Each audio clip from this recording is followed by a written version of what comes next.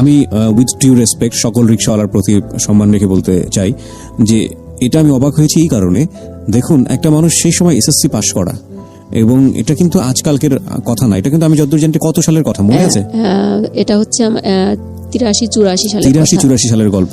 ওই সময় SSC pass করা একটা ছেলে যে চাকরি করছে, সচ্ছল পরিবার, সে কিন্তু সবকিছু ছেড়ে ছুড়ে দিয়ে মানে বাধ্য হয়ে আবার পরিবার চালানোর জন্য রিক্সা চালাচ্ছে। এটা কিন্তু চারটেখানি কথা না। হ্যাঁ বলুন। তারপর তখন হচ্ছে আমি ততক্ষণে আমি স্কুলে যাওয়ার মতো হয়ে গিয়েছি। আমাকে স্কুলে আমার মা আব্বা দুজনে আমার বাসায় বসেই আমাকে পড়ান। তো পড়ানোর পরে আমাকে এখন মনে হলো যে আমাকে স্কুলে দেওয়ার দরকার, আমাকে নিয়ে 1-এও না 2-তেও না, আমি 3-তে ভর্তি করাবো একবারে এক চান্সে 3-তে। হ্যাঁ। তো তখন টিচাররা বললো আপনার এতটুকু মেয়ে 3-তে ভর্তি করাবেন, তো বললো যে আপনারা এক্সাম নিয়ে দেখেন, টেস্ট করে দেখেন, যদি পারে তো করবেন, না হলে তো 1-এই ভর্তি করাবেন। তো আমাকে বললো যে মামুনি তোমার নামটা লেখো তো এখানে, তোমার ঠিকানাটা লেখো। তখন আমি ইংলিশে নামটা লিখলাম, আমার অ্যাড্রেসটা লিখলাম। তো লেখার পরে আমাকে একটা ইংরেজি বই পড়তে দিল, 2 লাইনে একটা রাইমস আর কি, আমি ওটা পড়লাম। তারপর আমাকে একটা অঙ্ক কষতে দিল। তো বলার পরে হ্যাঁ ও পারবে 3-তে।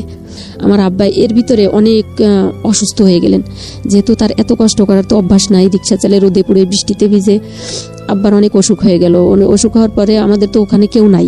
এর ভিতরে আমার আর একটা ভাই হলো, আমার ছোট ভাই। তো যে বাসাতে থাকতাম তার পাশের বাসায় বরিশালের একটা লোক ছিলেন, ইসমাইল নাম।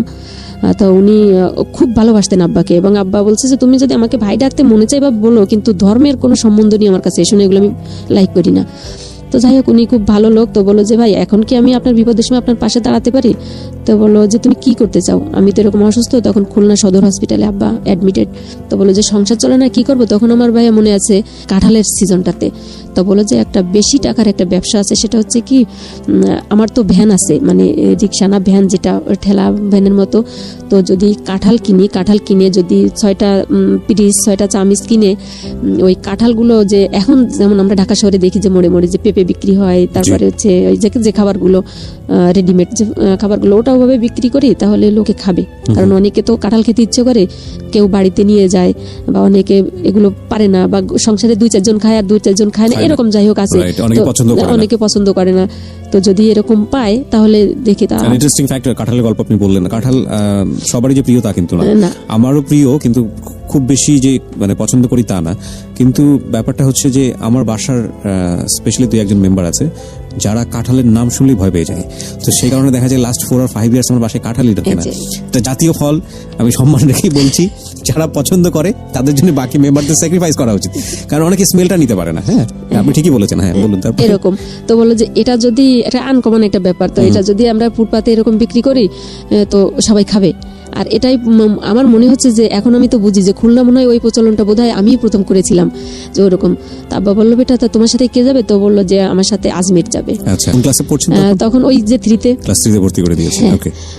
তো আমি ওটা গেলাম কাকার সাথে। এখন দেখি যে বৃষ্টিতে ভিজে, তো ছোট, তারপরেও ভাবি যে রাস্তায় দাঁড়ায় এগুলো বিক্রি করা হচ্ছে এবং আমি এটা সেলস করছি, এটা কেমন যেন আমার কাছে একটু লজ্জা লাগছে। কাকারে বলি কাকা বাড়ি চলেন তো, এগুলো বিক্রি হচ্ছিল তখন। হ্যাঁ প্রচুর বিক্রি হচ্ছে, এবং ওই যে হাতে কষ্ট লেগে যাচ্ছে, মানে একটা বিতিকিচ্ছিরি অবস্থা আর কি।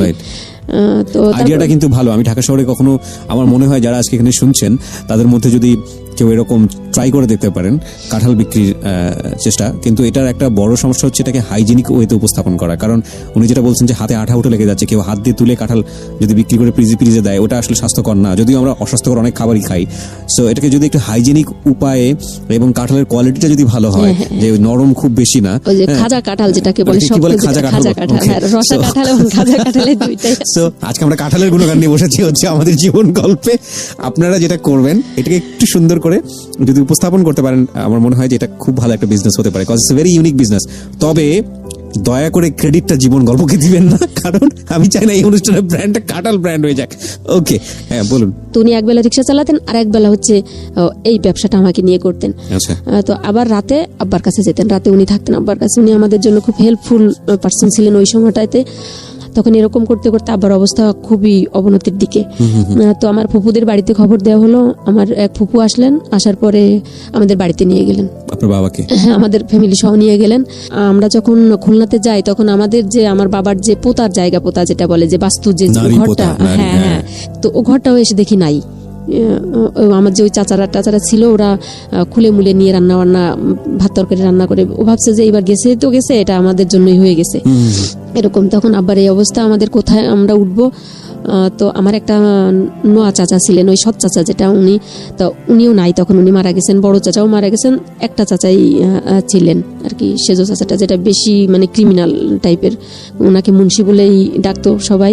তো উনি ছিলেন, তো ওনার ঘরে কারোর ঘরে উঠতে দিল না। ওই নোয়া চাচার ছেলে মেয়েরা ওরা বললো যে চাচা আমার ঘরেই উঠুক।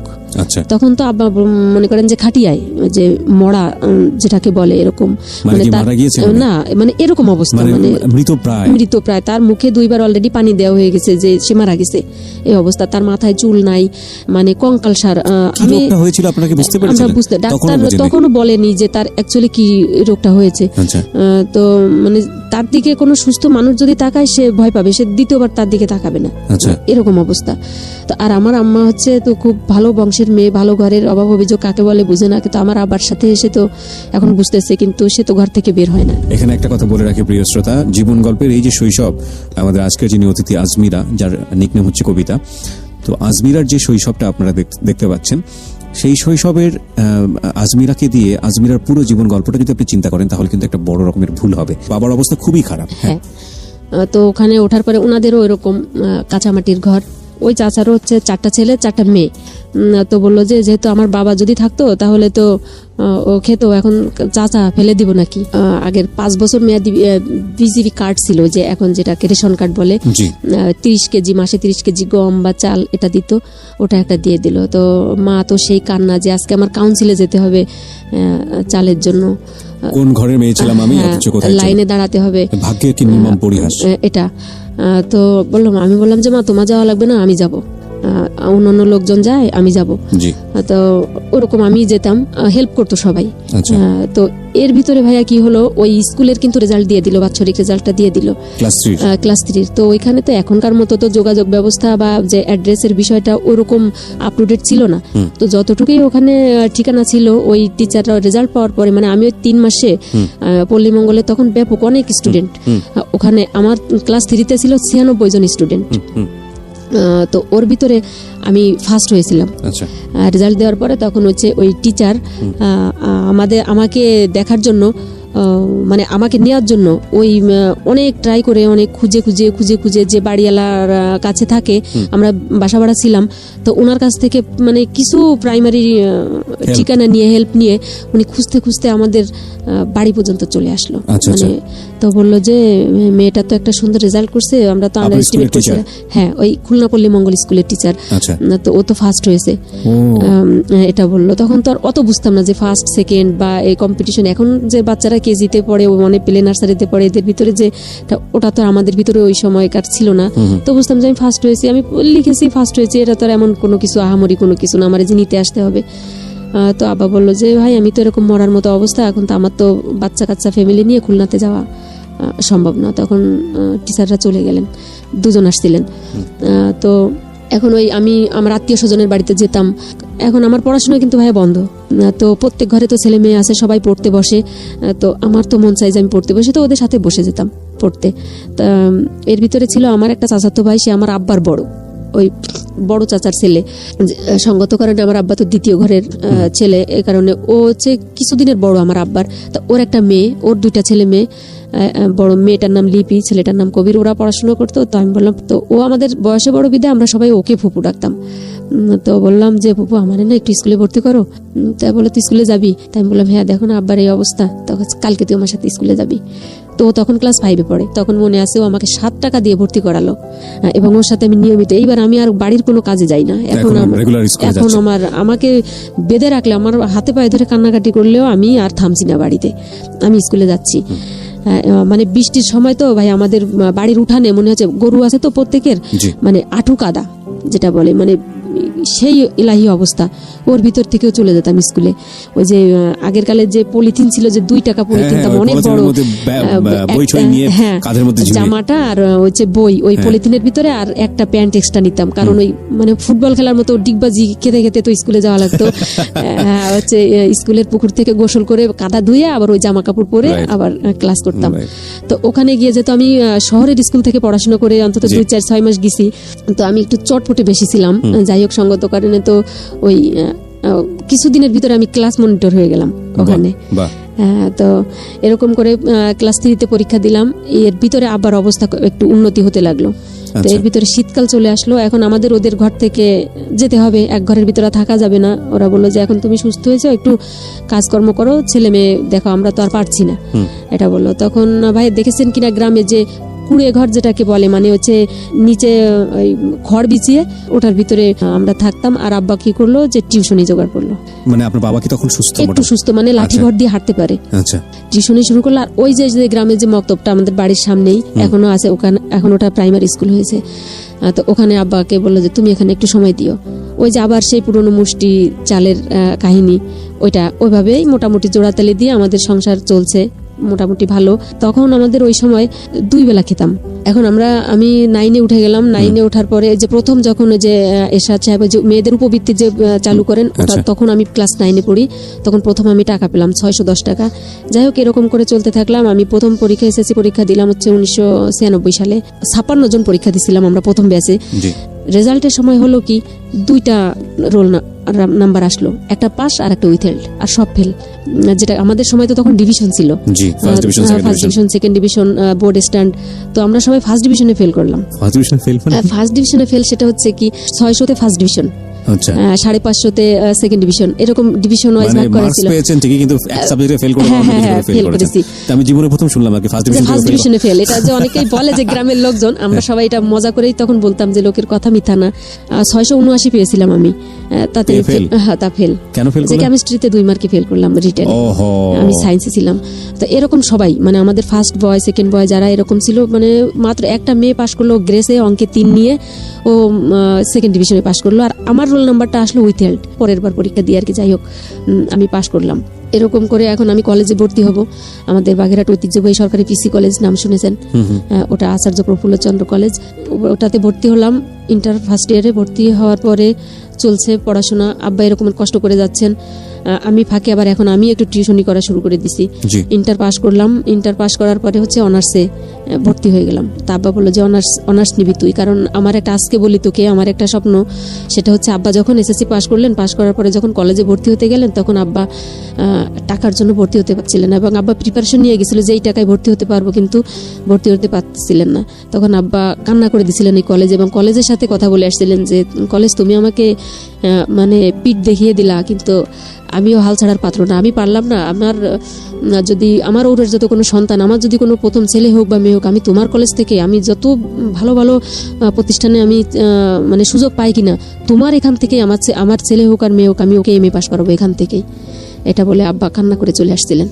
ফর্ম ফিল আপ করতে গেছি, আগে আব্বা আমাকে নিয়ে মিষ্টির দোকানে ঢুকছে। আগে 2 বাপ বেটিতে ভরপুর খেয়ে তারপরে হচ্ছে টাকা বাসুক আর ছাই না বাসুক এরকম। তো এটা নিয়ে মায়ের সাথে খুব ঝগড়া হতো যে তোমার হিসাব নাই কিছু না, সংসার চলবে কি দিয়ে, যদি 5 টাকা বাঁচতো। তখন তো আমি কিন্তু ভাইয়া 7 টাকা 8 টাকা কেজি চাল কিনেছি আমি। এরকম আমি আমার ছোটবেলাতে এরকম দেখেছি। আমার মনে আছে আমার মা, তখন আমি ক্লাস 6 বা 7-এ পড়তাম, তো ওই সময়টাতে 50 টাকা পকেটে দিত। 50 টাকা পকেটে দিয়ে আবার সেফটি পিন দিয়ে মেরে দিত। আমি হাফ প্যাডেল সাইকেল চালাতাম।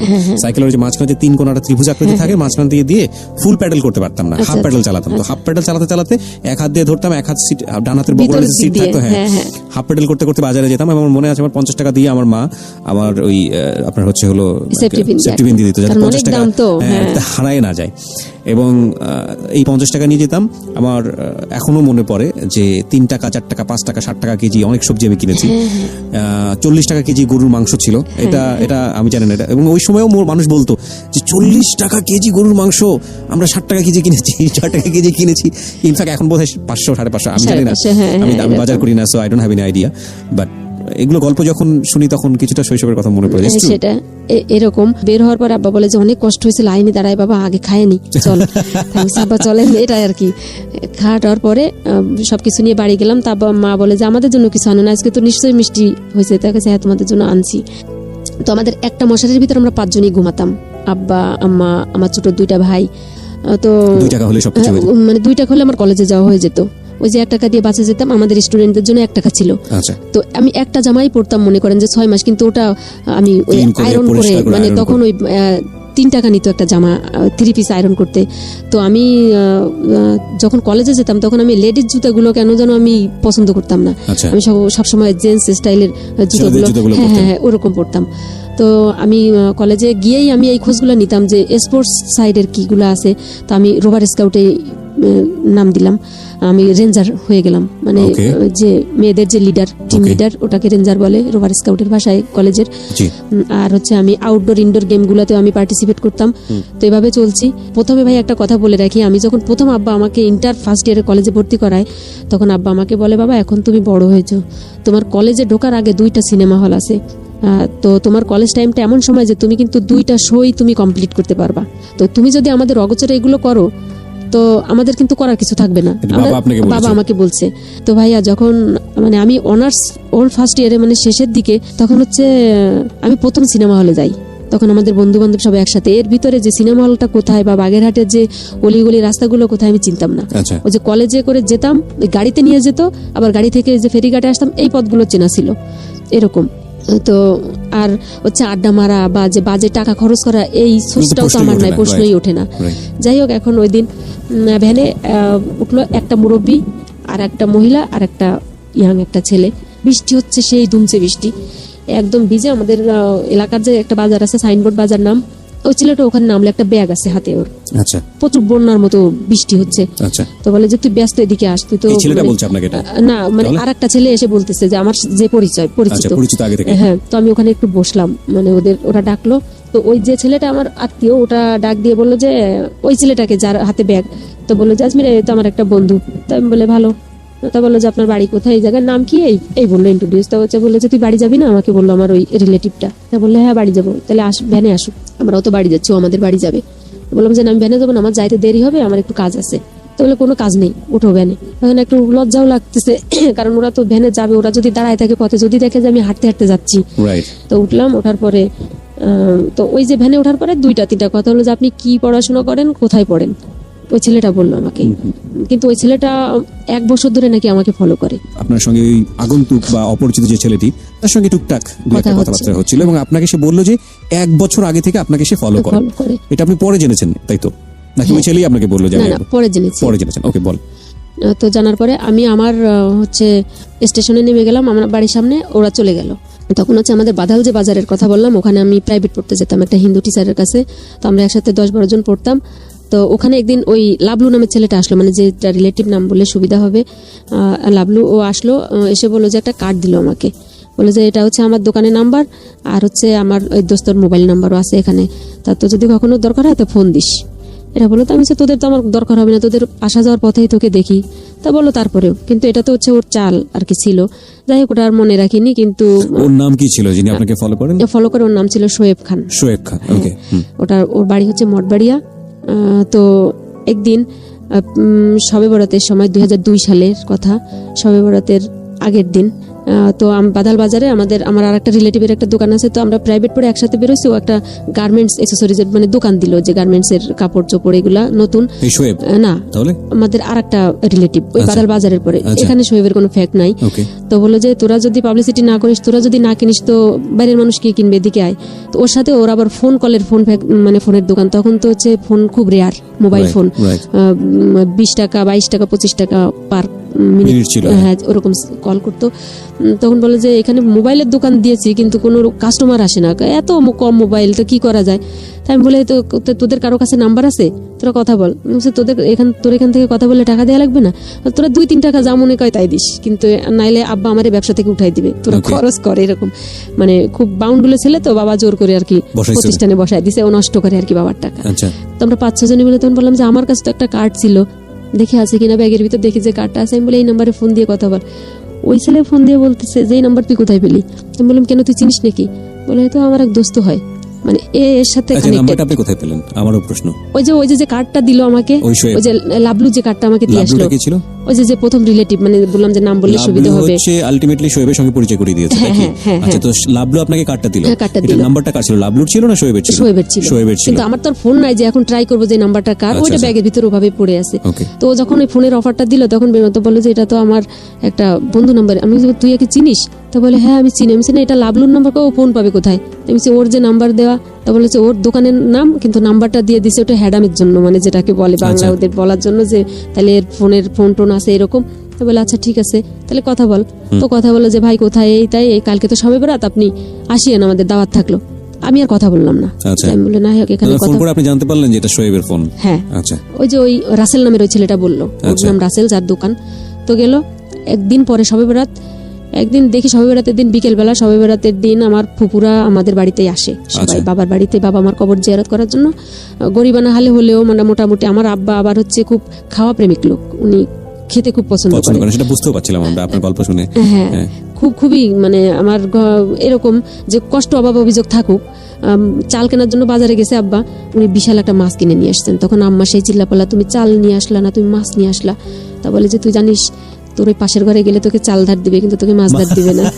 মানে হাসিও লাগে, কষ্ট পায়, এটা মানে এটা দেখে আসছি। তখন মা বলে যে তুমি জীবনে শুধরাবা না, তোমার লাইফে কোনোদিন ডেভেলপ হবে না, বলে এই চিন্তা তোকে করতে হবে না, এটা আল্লাহ করবে। যাই হোক, সবে বরাতের কাহিনী। তো আমার মেজো ফুপু আমার এখানে আছে, আমার আর একটা বড় ফুপুর মেয়ে ওটা এখানে আছে।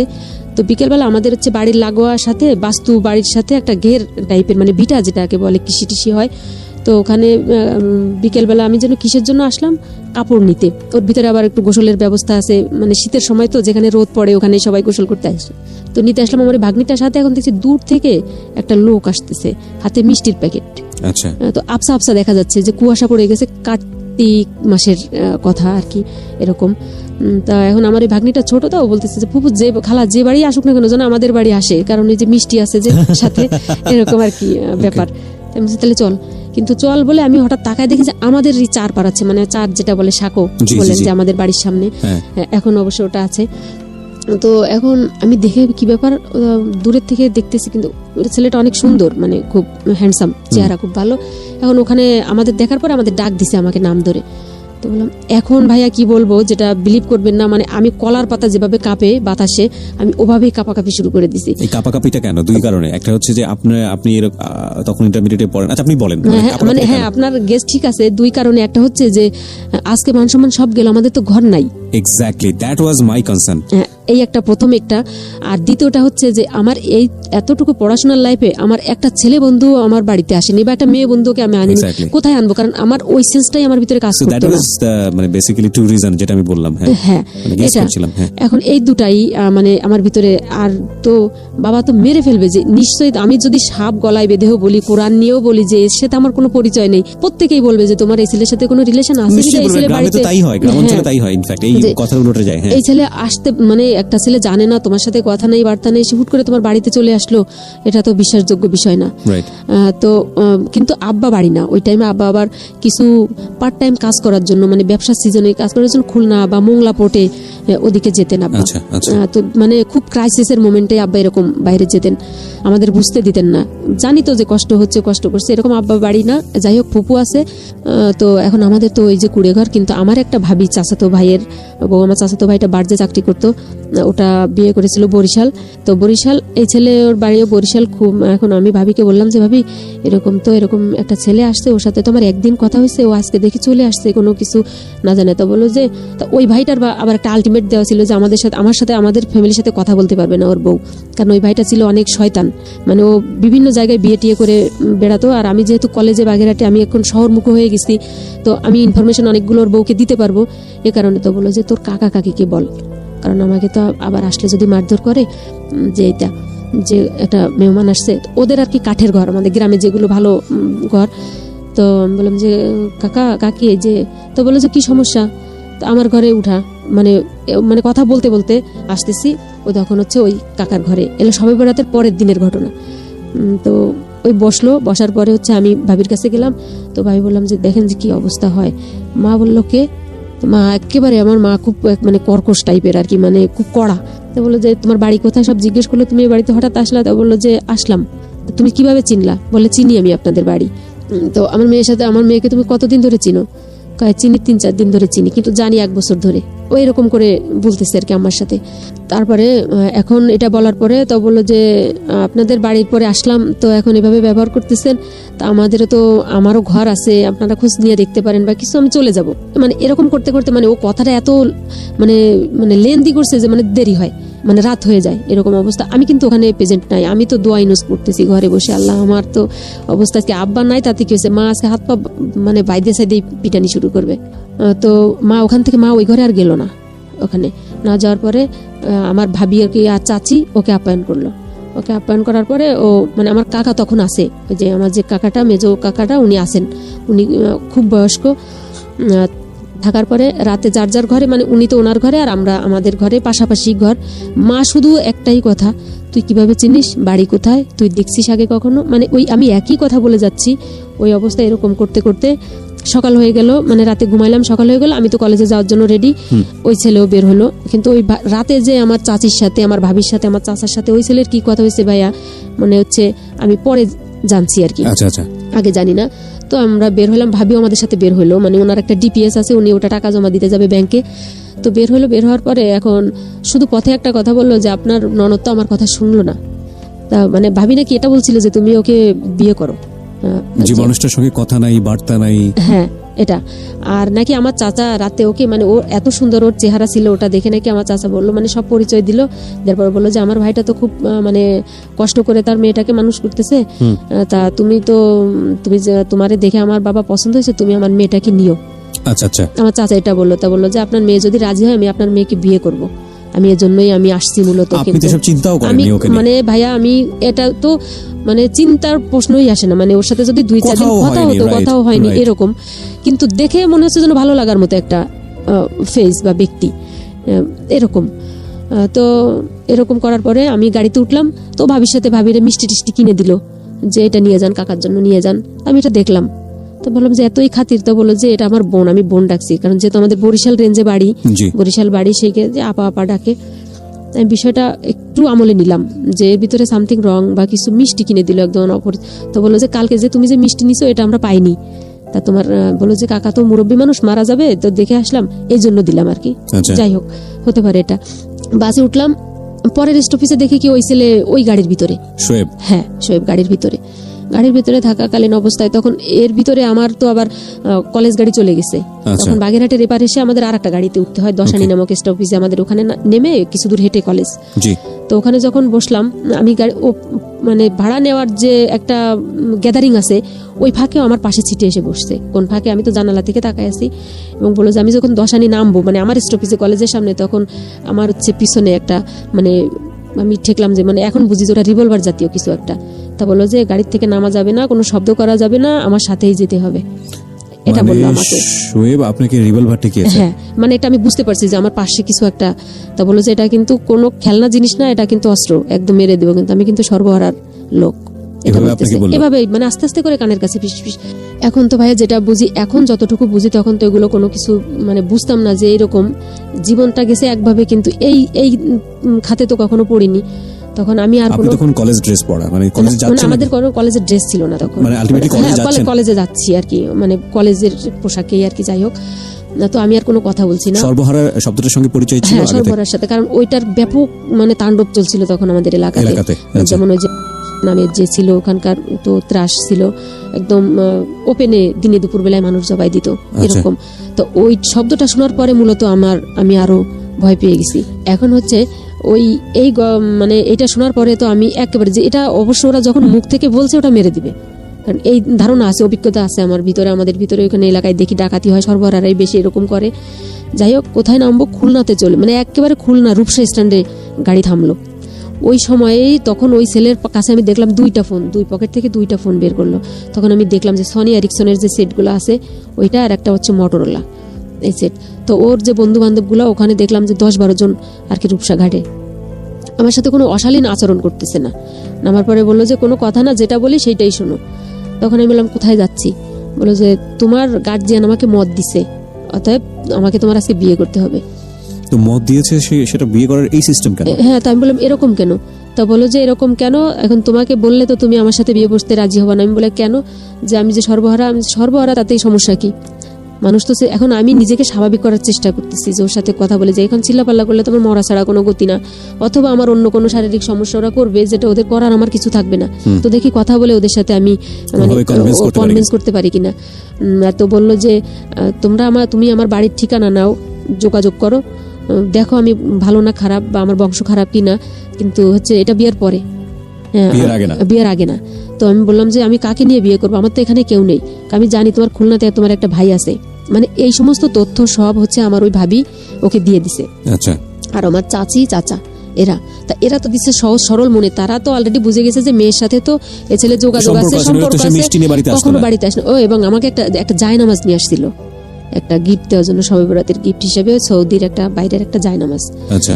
এটা তো এরকম মানে কিছু ভণ্ডামি আর কি। যাই হোক, এখন ওটা বলার পরে তো আমি বললাম যে হ্যাঁ, আমার খুলনাতে আমার একটা ফুফাতো ভাই আছে, ও বিয়ে করছে। আমার যে মেজো ফুফুটা আমাদের বাড়িতে ছিল, ওনার ছেলে বিয়ে করেছে খুলনা ফুলতলা, ওখানে ওর শ্বশুরের 2টা রাইস মিল, খুব মানে প্রভাবশালী। তাই বলে ভাই ওখানে যাও। তখন আমি একটা ভরসা পেলাম যে ওই পর্যন্ত যেতে পারলে আমি বেঁচে যাব। তা বলে চলো। আমি বলে আমি কখনো ওখানে যাইনি, আমি নাম জানি। তো বলে নাম জানলেই হবে, ঠিকানা বের করতে পারবো। তো নাম অনুযায়ী ঠিকানা বের করে ফেললাম, ফুফাতো ভাইকে পেয়ে গেলাম। ভাইকে পেয়ে তো আমি তো সেই কান্নাকাটি, ভাই আমাকে বাঁচা, এই অবস্থা। আমরা আবার খুব মানে একই বয়সের, একই এজের আর কি, আমার সেই ভাইটা আর আমি। আর তাছাড়া আমি একটা মামাতো বোন, ওদের আমার 3টা ফুফুর, আমি তো একাই আর কি। তো খুব আদর করতো।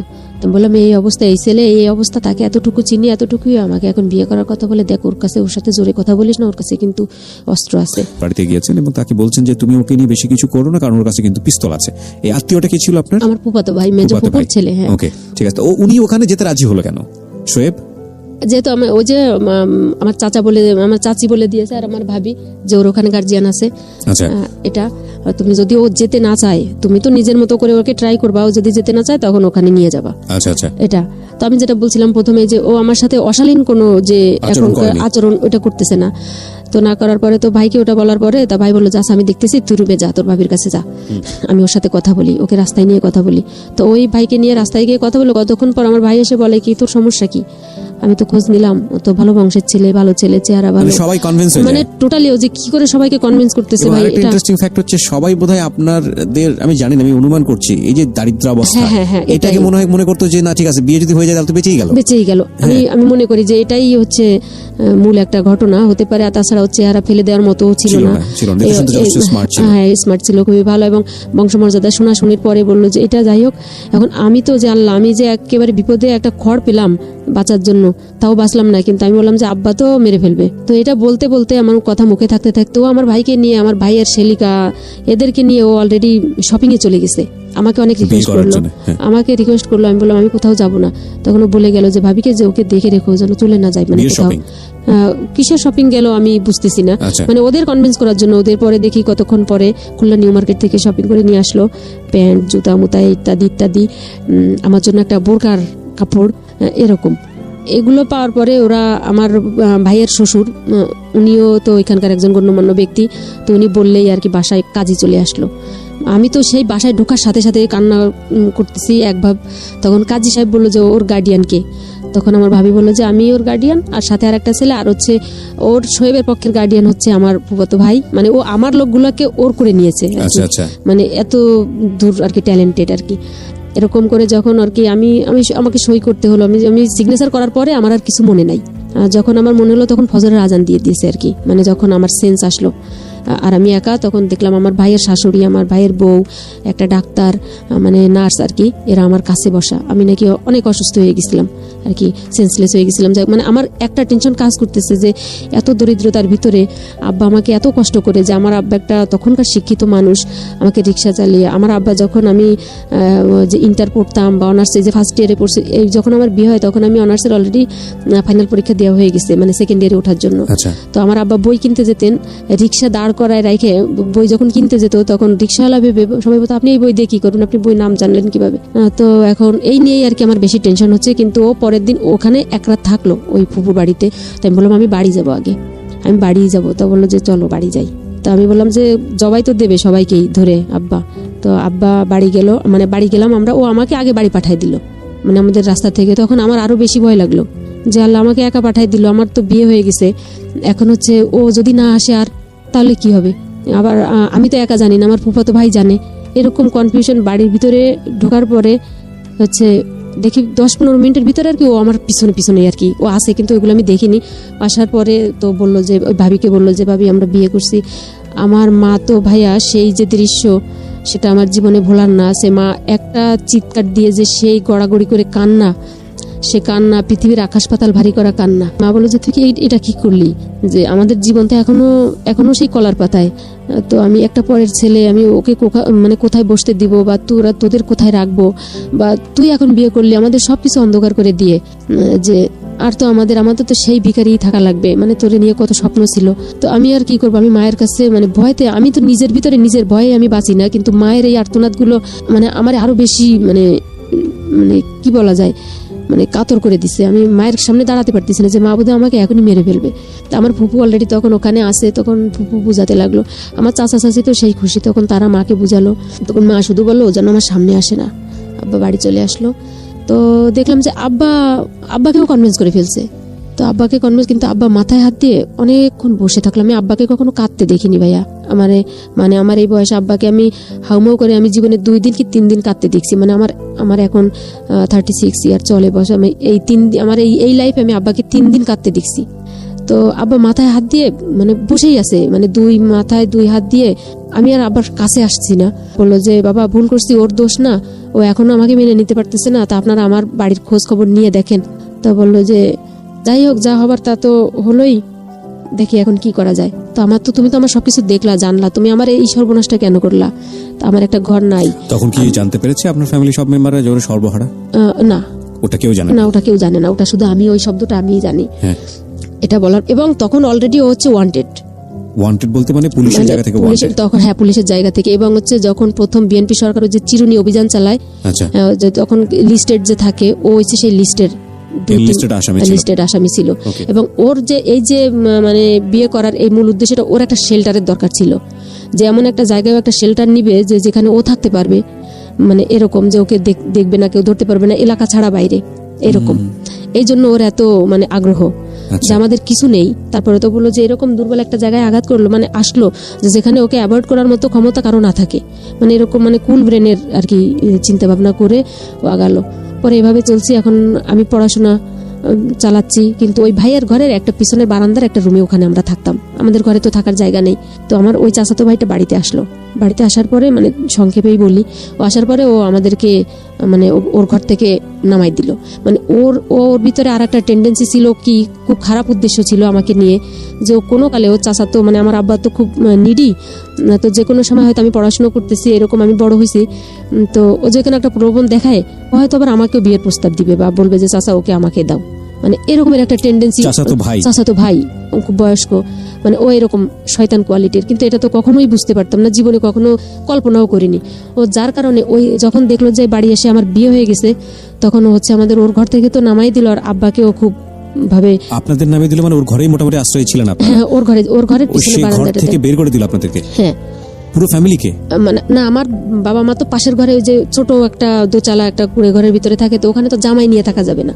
আর ও তো বেসিক্যালি আমাকে ওর বাড়িতে নেয়নি, ও তো আমার বাড়িতেই, আমার বাবার বাড়িতে। আচ্ছা, মানে শোয়েব? হ্যাঁ, শোয়েব। এখন তো ওখানে বললো যে আচ্ছা সমস্যা নাই। ও তখন করলো আমাদের বাজারে গেল, আমাদের ওখানকার বাজারে। হ্যাঁ, বাজারে যাওয়ার পরে হচ্ছে একটা টিনের দোকানে গেল। টিনের দোকানে গিয়ে হচ্ছে 2 বান টিন নিল।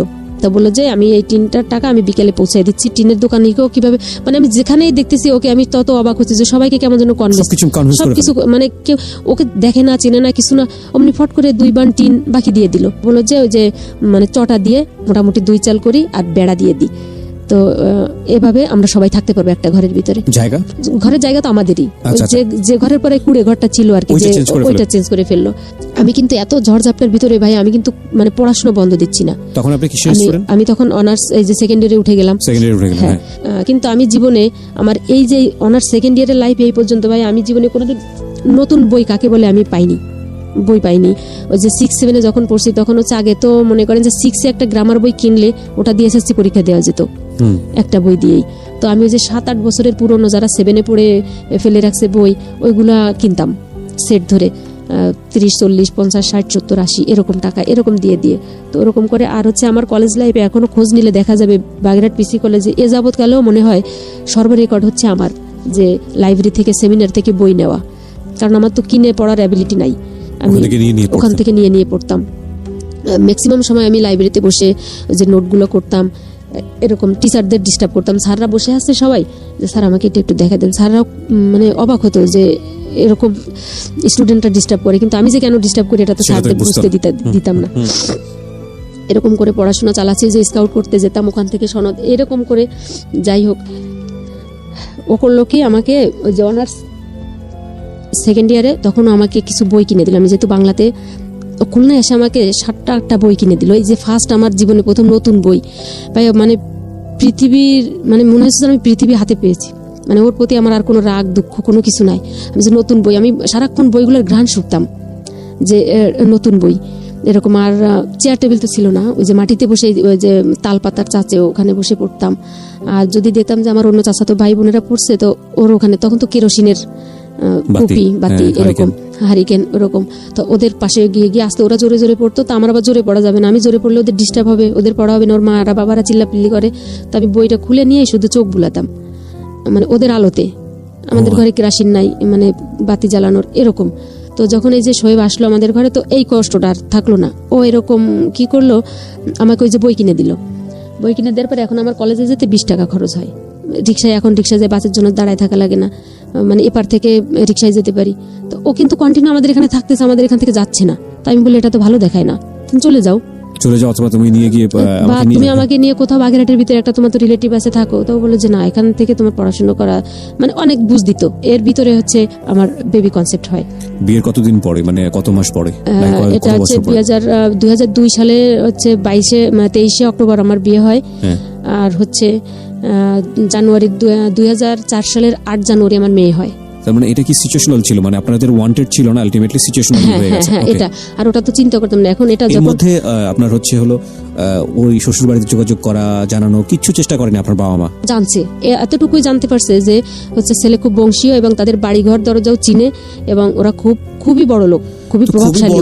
এখন তো বলল যে বাচ্চা হয়ে যাচ্ছে, আপনাদের তো উচিত ছিল সেখানে গিয়ে। হ্যাঁ, এই বাচ্চা হওয়ার একটু আগে বলি। তো এরকম বিয়ের কিছুদিন পরে, মানে কিছুদিন পরে বলতে যে 3-4 মাস পরে হঠাৎ করে একটা মেয়ে আসলো আমাদের বাড়িতে। হচ্ছে ওই যে লাবলু প্রথম এট ফার্স্টে যে ছেলেটা পরিচয় করাই দিছিল, ওই ছেলেটা সহকারে। ওকে, আমরা এখান থেকে আরেকটা বিরতিতে যাব, একটু সাসপেন্স রেখেই যাচ্ছি, মাত্র মিনিট 2-1 বিরতি। এরপরে ফিরে আসবো জীবন গল্পে। জীবন গল্পের 3য় পর্ব আপনারা শুনছেন ঢাকা FM 90.4 এ। আমি আরজে কিবরিয়া আপনাদের সাথেই রয়েছি। এই অনুষ্ঠানটি পুরোপুরি আপনারা শুনতে পাবেন আমাদের ইউটিউব চ্যানেল থেকে। আমাদের ইউটিউবের ঠিকানা হচ্ছে www.youtube.com/dfm904। আমি আবারও বলছি, youtube.com/dfm904। এই চ্যানেল থেকে অর্জিত সমস্ত অর্থ এই অনুষ্ঠানের গেস্ট যারা আসেন, যারা দুস্থ, দরিদ্র কিংবা চিকিৎসা করাতে পারছে না, তাদের জন্য ব্যয় করা হয় এবং হবে। যদিও চ্যানেলটি এখন পর্যন্ত মনিটাইজ হয়নি, এবং এই জন্য আপনাদেরকে বলবো, এটা আপনাদেরই চ্যানেল, আপনারা এটা সাবস্ক্রাইব করুন, আপনারা কানেক্টেড থাকুন, এবং আপনাদের এই অ্যাক্টিভিটিজের মাধ্যমে ইউটিউব থেকে যে কয় পয়সা আসবে সবকিছুই আপনাদের জন্য ব্যয় করা হবে। জীবন গল্প, জীবন গল্প, জীবন নাটকের চেয়েও নাটকীয়।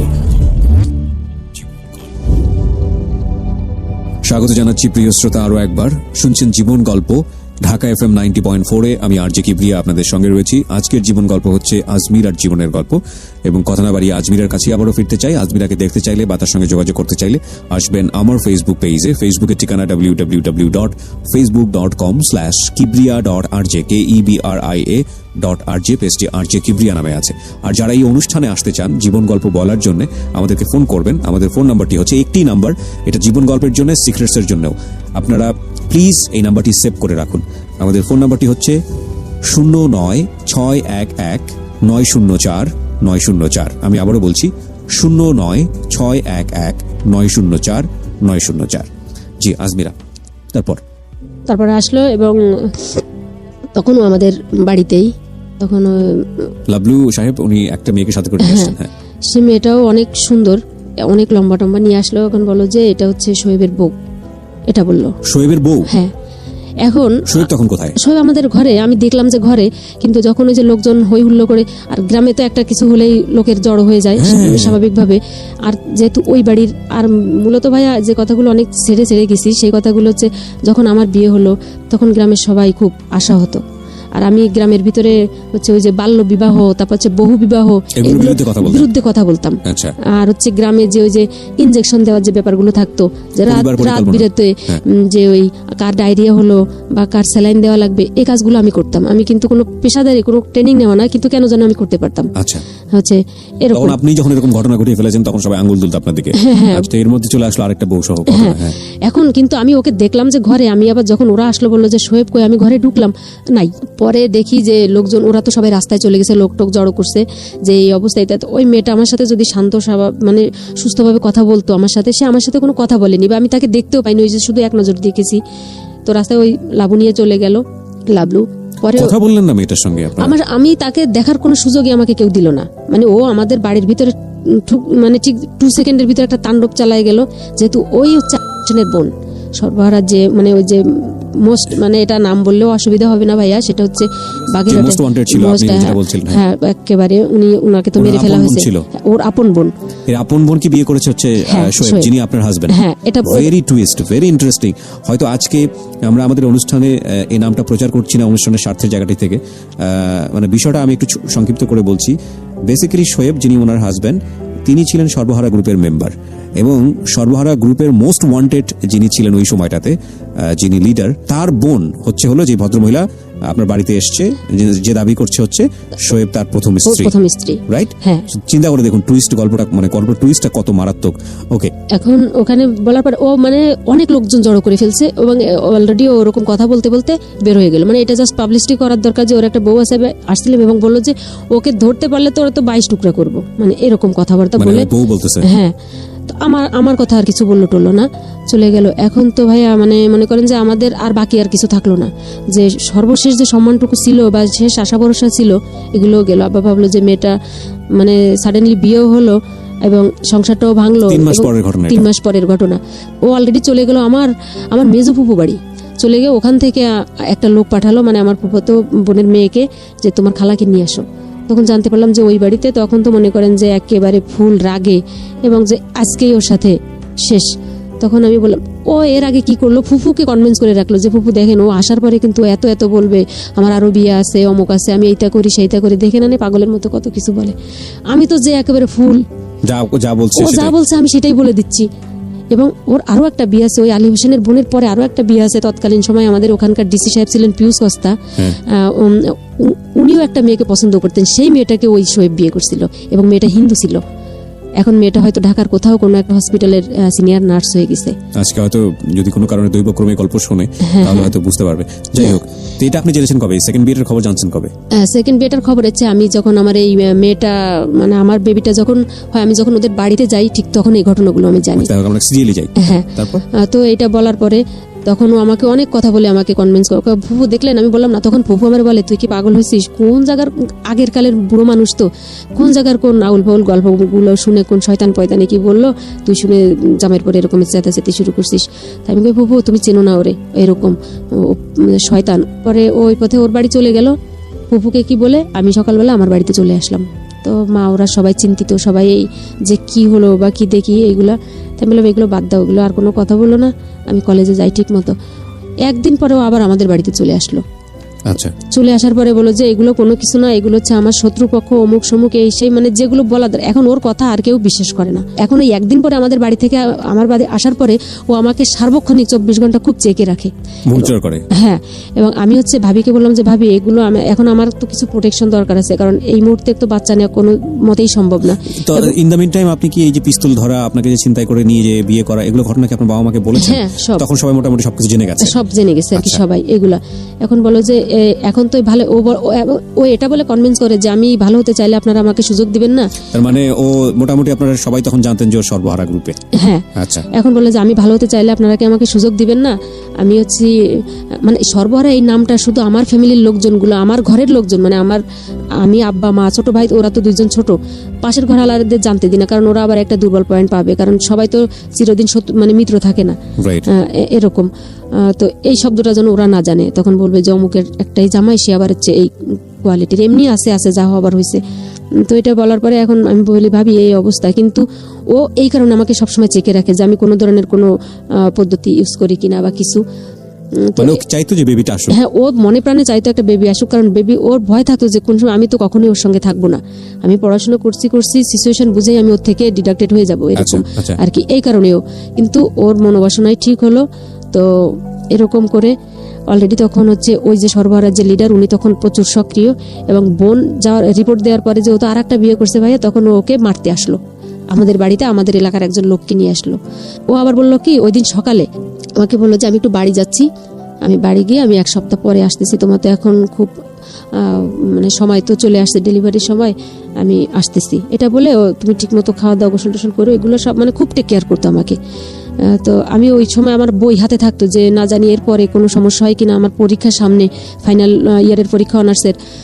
তো ওই আলী হোসেন আসলো, আসার পরে আলী হোসেন হচ্ছে একটা স্টপেজ আমাদের ওখানে পিরোজপুর আর হচ্ছে বাদালের মাঝখানে বনগ্রাম নামক একটা জায়গা আছে, ওখানে একটা ব্রিজ ভেঙে গেছে, মানে বাস আর কি 2 পাশ হয়ে গেছে, এই পাশের বাসের লোক নেমে ওই পাশ থেকে উঠে যায়, ওই পাশ থেকে নামাই দেয়, এরকম। কিন্তু ওই মিডল পয়েন্টে ওকে ওখানে মানে অ্যাটাক করছে, অ্যাটাক করার পরে ওখানে ফায়ারিং হয়েছে, ফায়ারিং হওয়ার পরে হ্যাঁ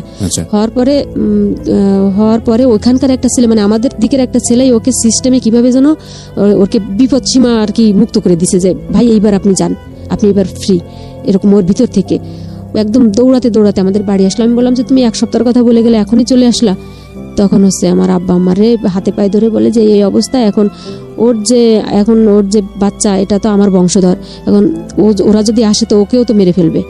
তখন হচ্ছে সমস্যা, তাইলে এক কাজ করেন আমি ওকে নিয়ে চলে যাই। এখন মা বলে যে এই অবস্থায় মেয়ে আমি কোথায় দিয়ে পাঠাবো, তো লোকে কি বলবে। তখন বললেন যে আমার আম্মা অসুস্থ, ওকে দেখার চাইছে, মারা যাওয়ার মতো অবস্থা, এখনই নিয়ে যাচ্ছি ওকে।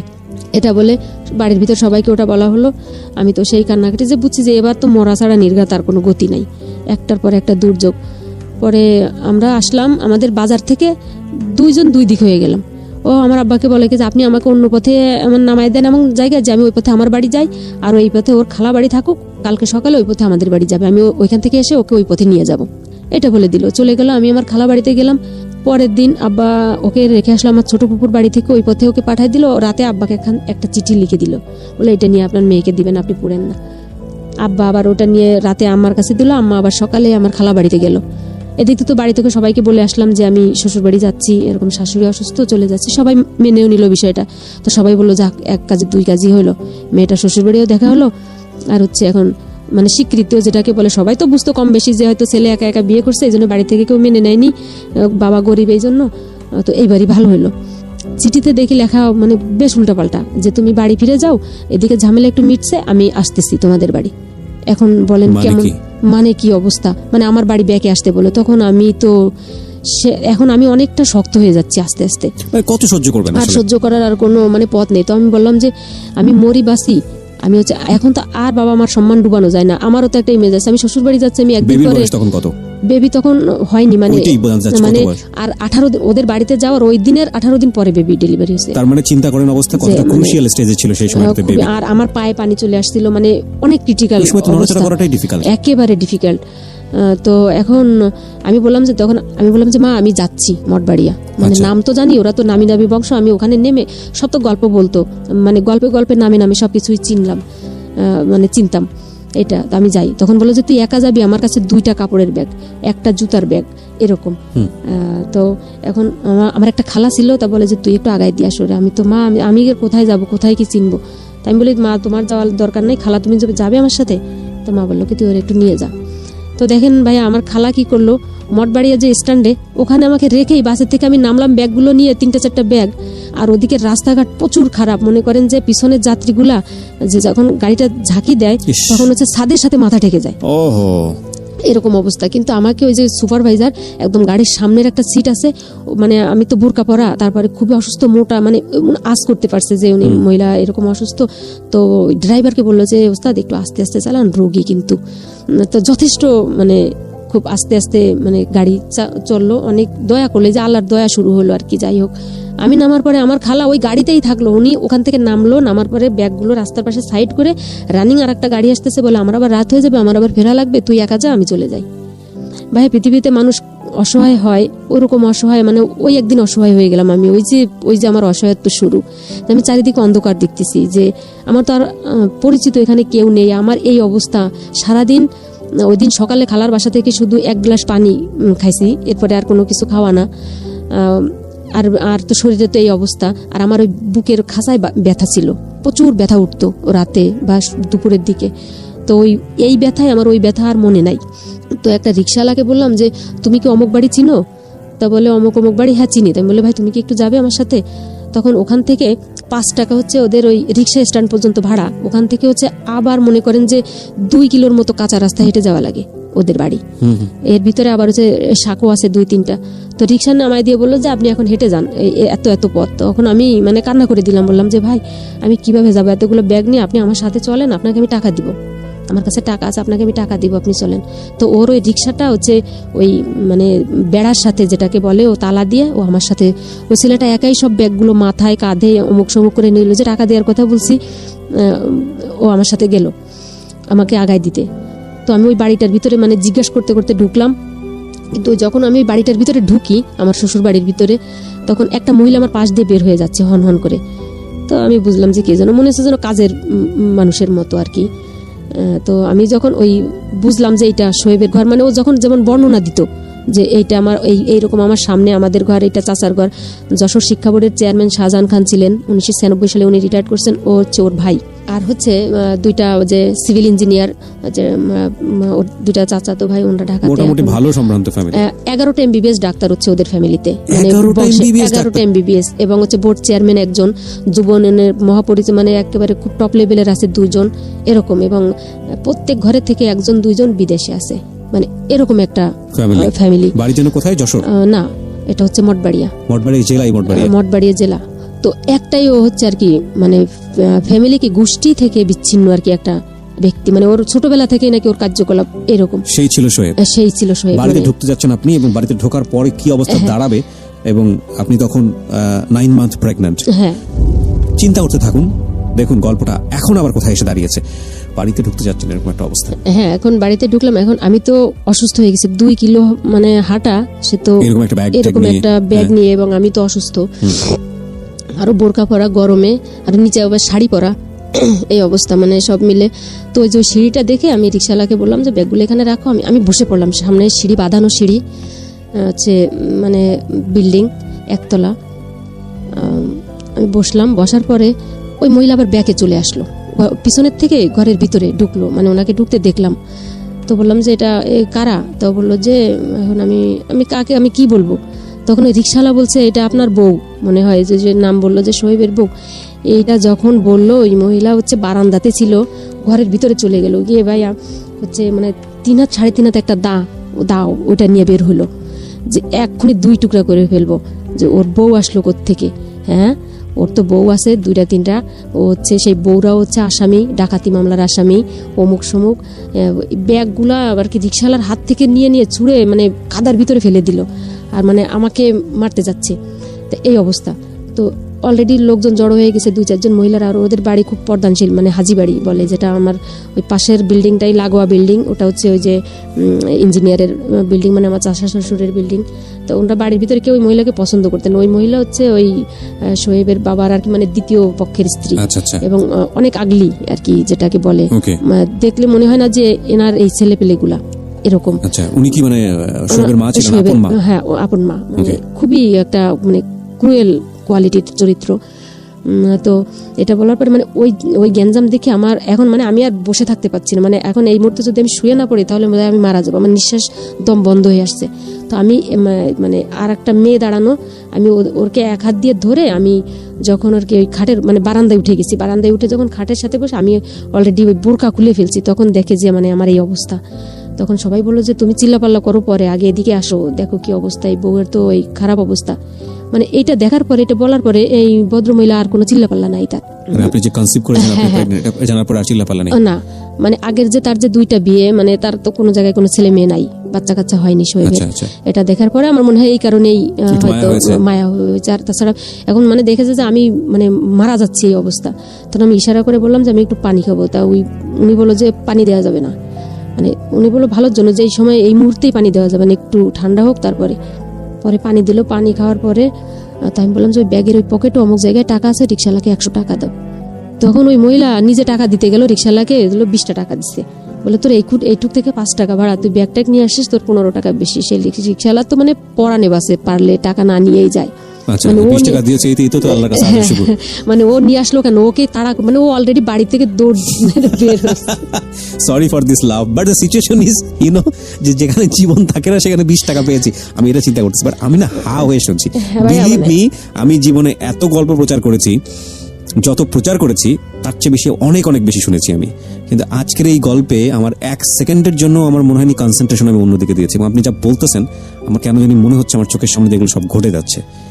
চিন্তা করেন অবস্থা, মানে একটা মানুষের জীবনে ভয়াবহ। আজকে মানে কোনো সন্দেহাতীত ভাবেই বলি যে এই গল্পগুলো আমি জানি অনেক কষ্ট পাওয়া মানুষগুলো শোনেন, কিন্তু একটু শুনে দেখেন তো যে এই ভদ্র মহিলার চেয়েও কি আপনার জীবনে কষ্ট বেশি বা বৈচিত্র্য বেশি?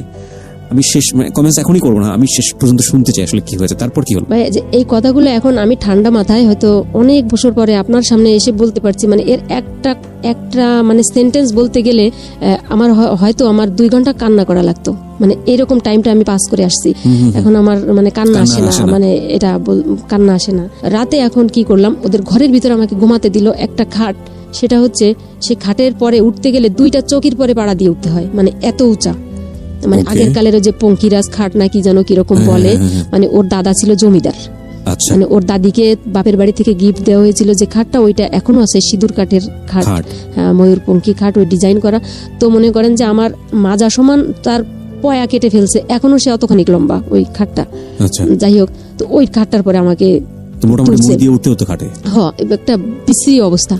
তো আমি শুয়ে আছি, এখন শুয়ে থাকার পরে এখন উঠলো কতক্ষণ, বলে যে আপনি ওই আমার ননদরা বললো যে একটু আসেন খেয়ে নেন একটু।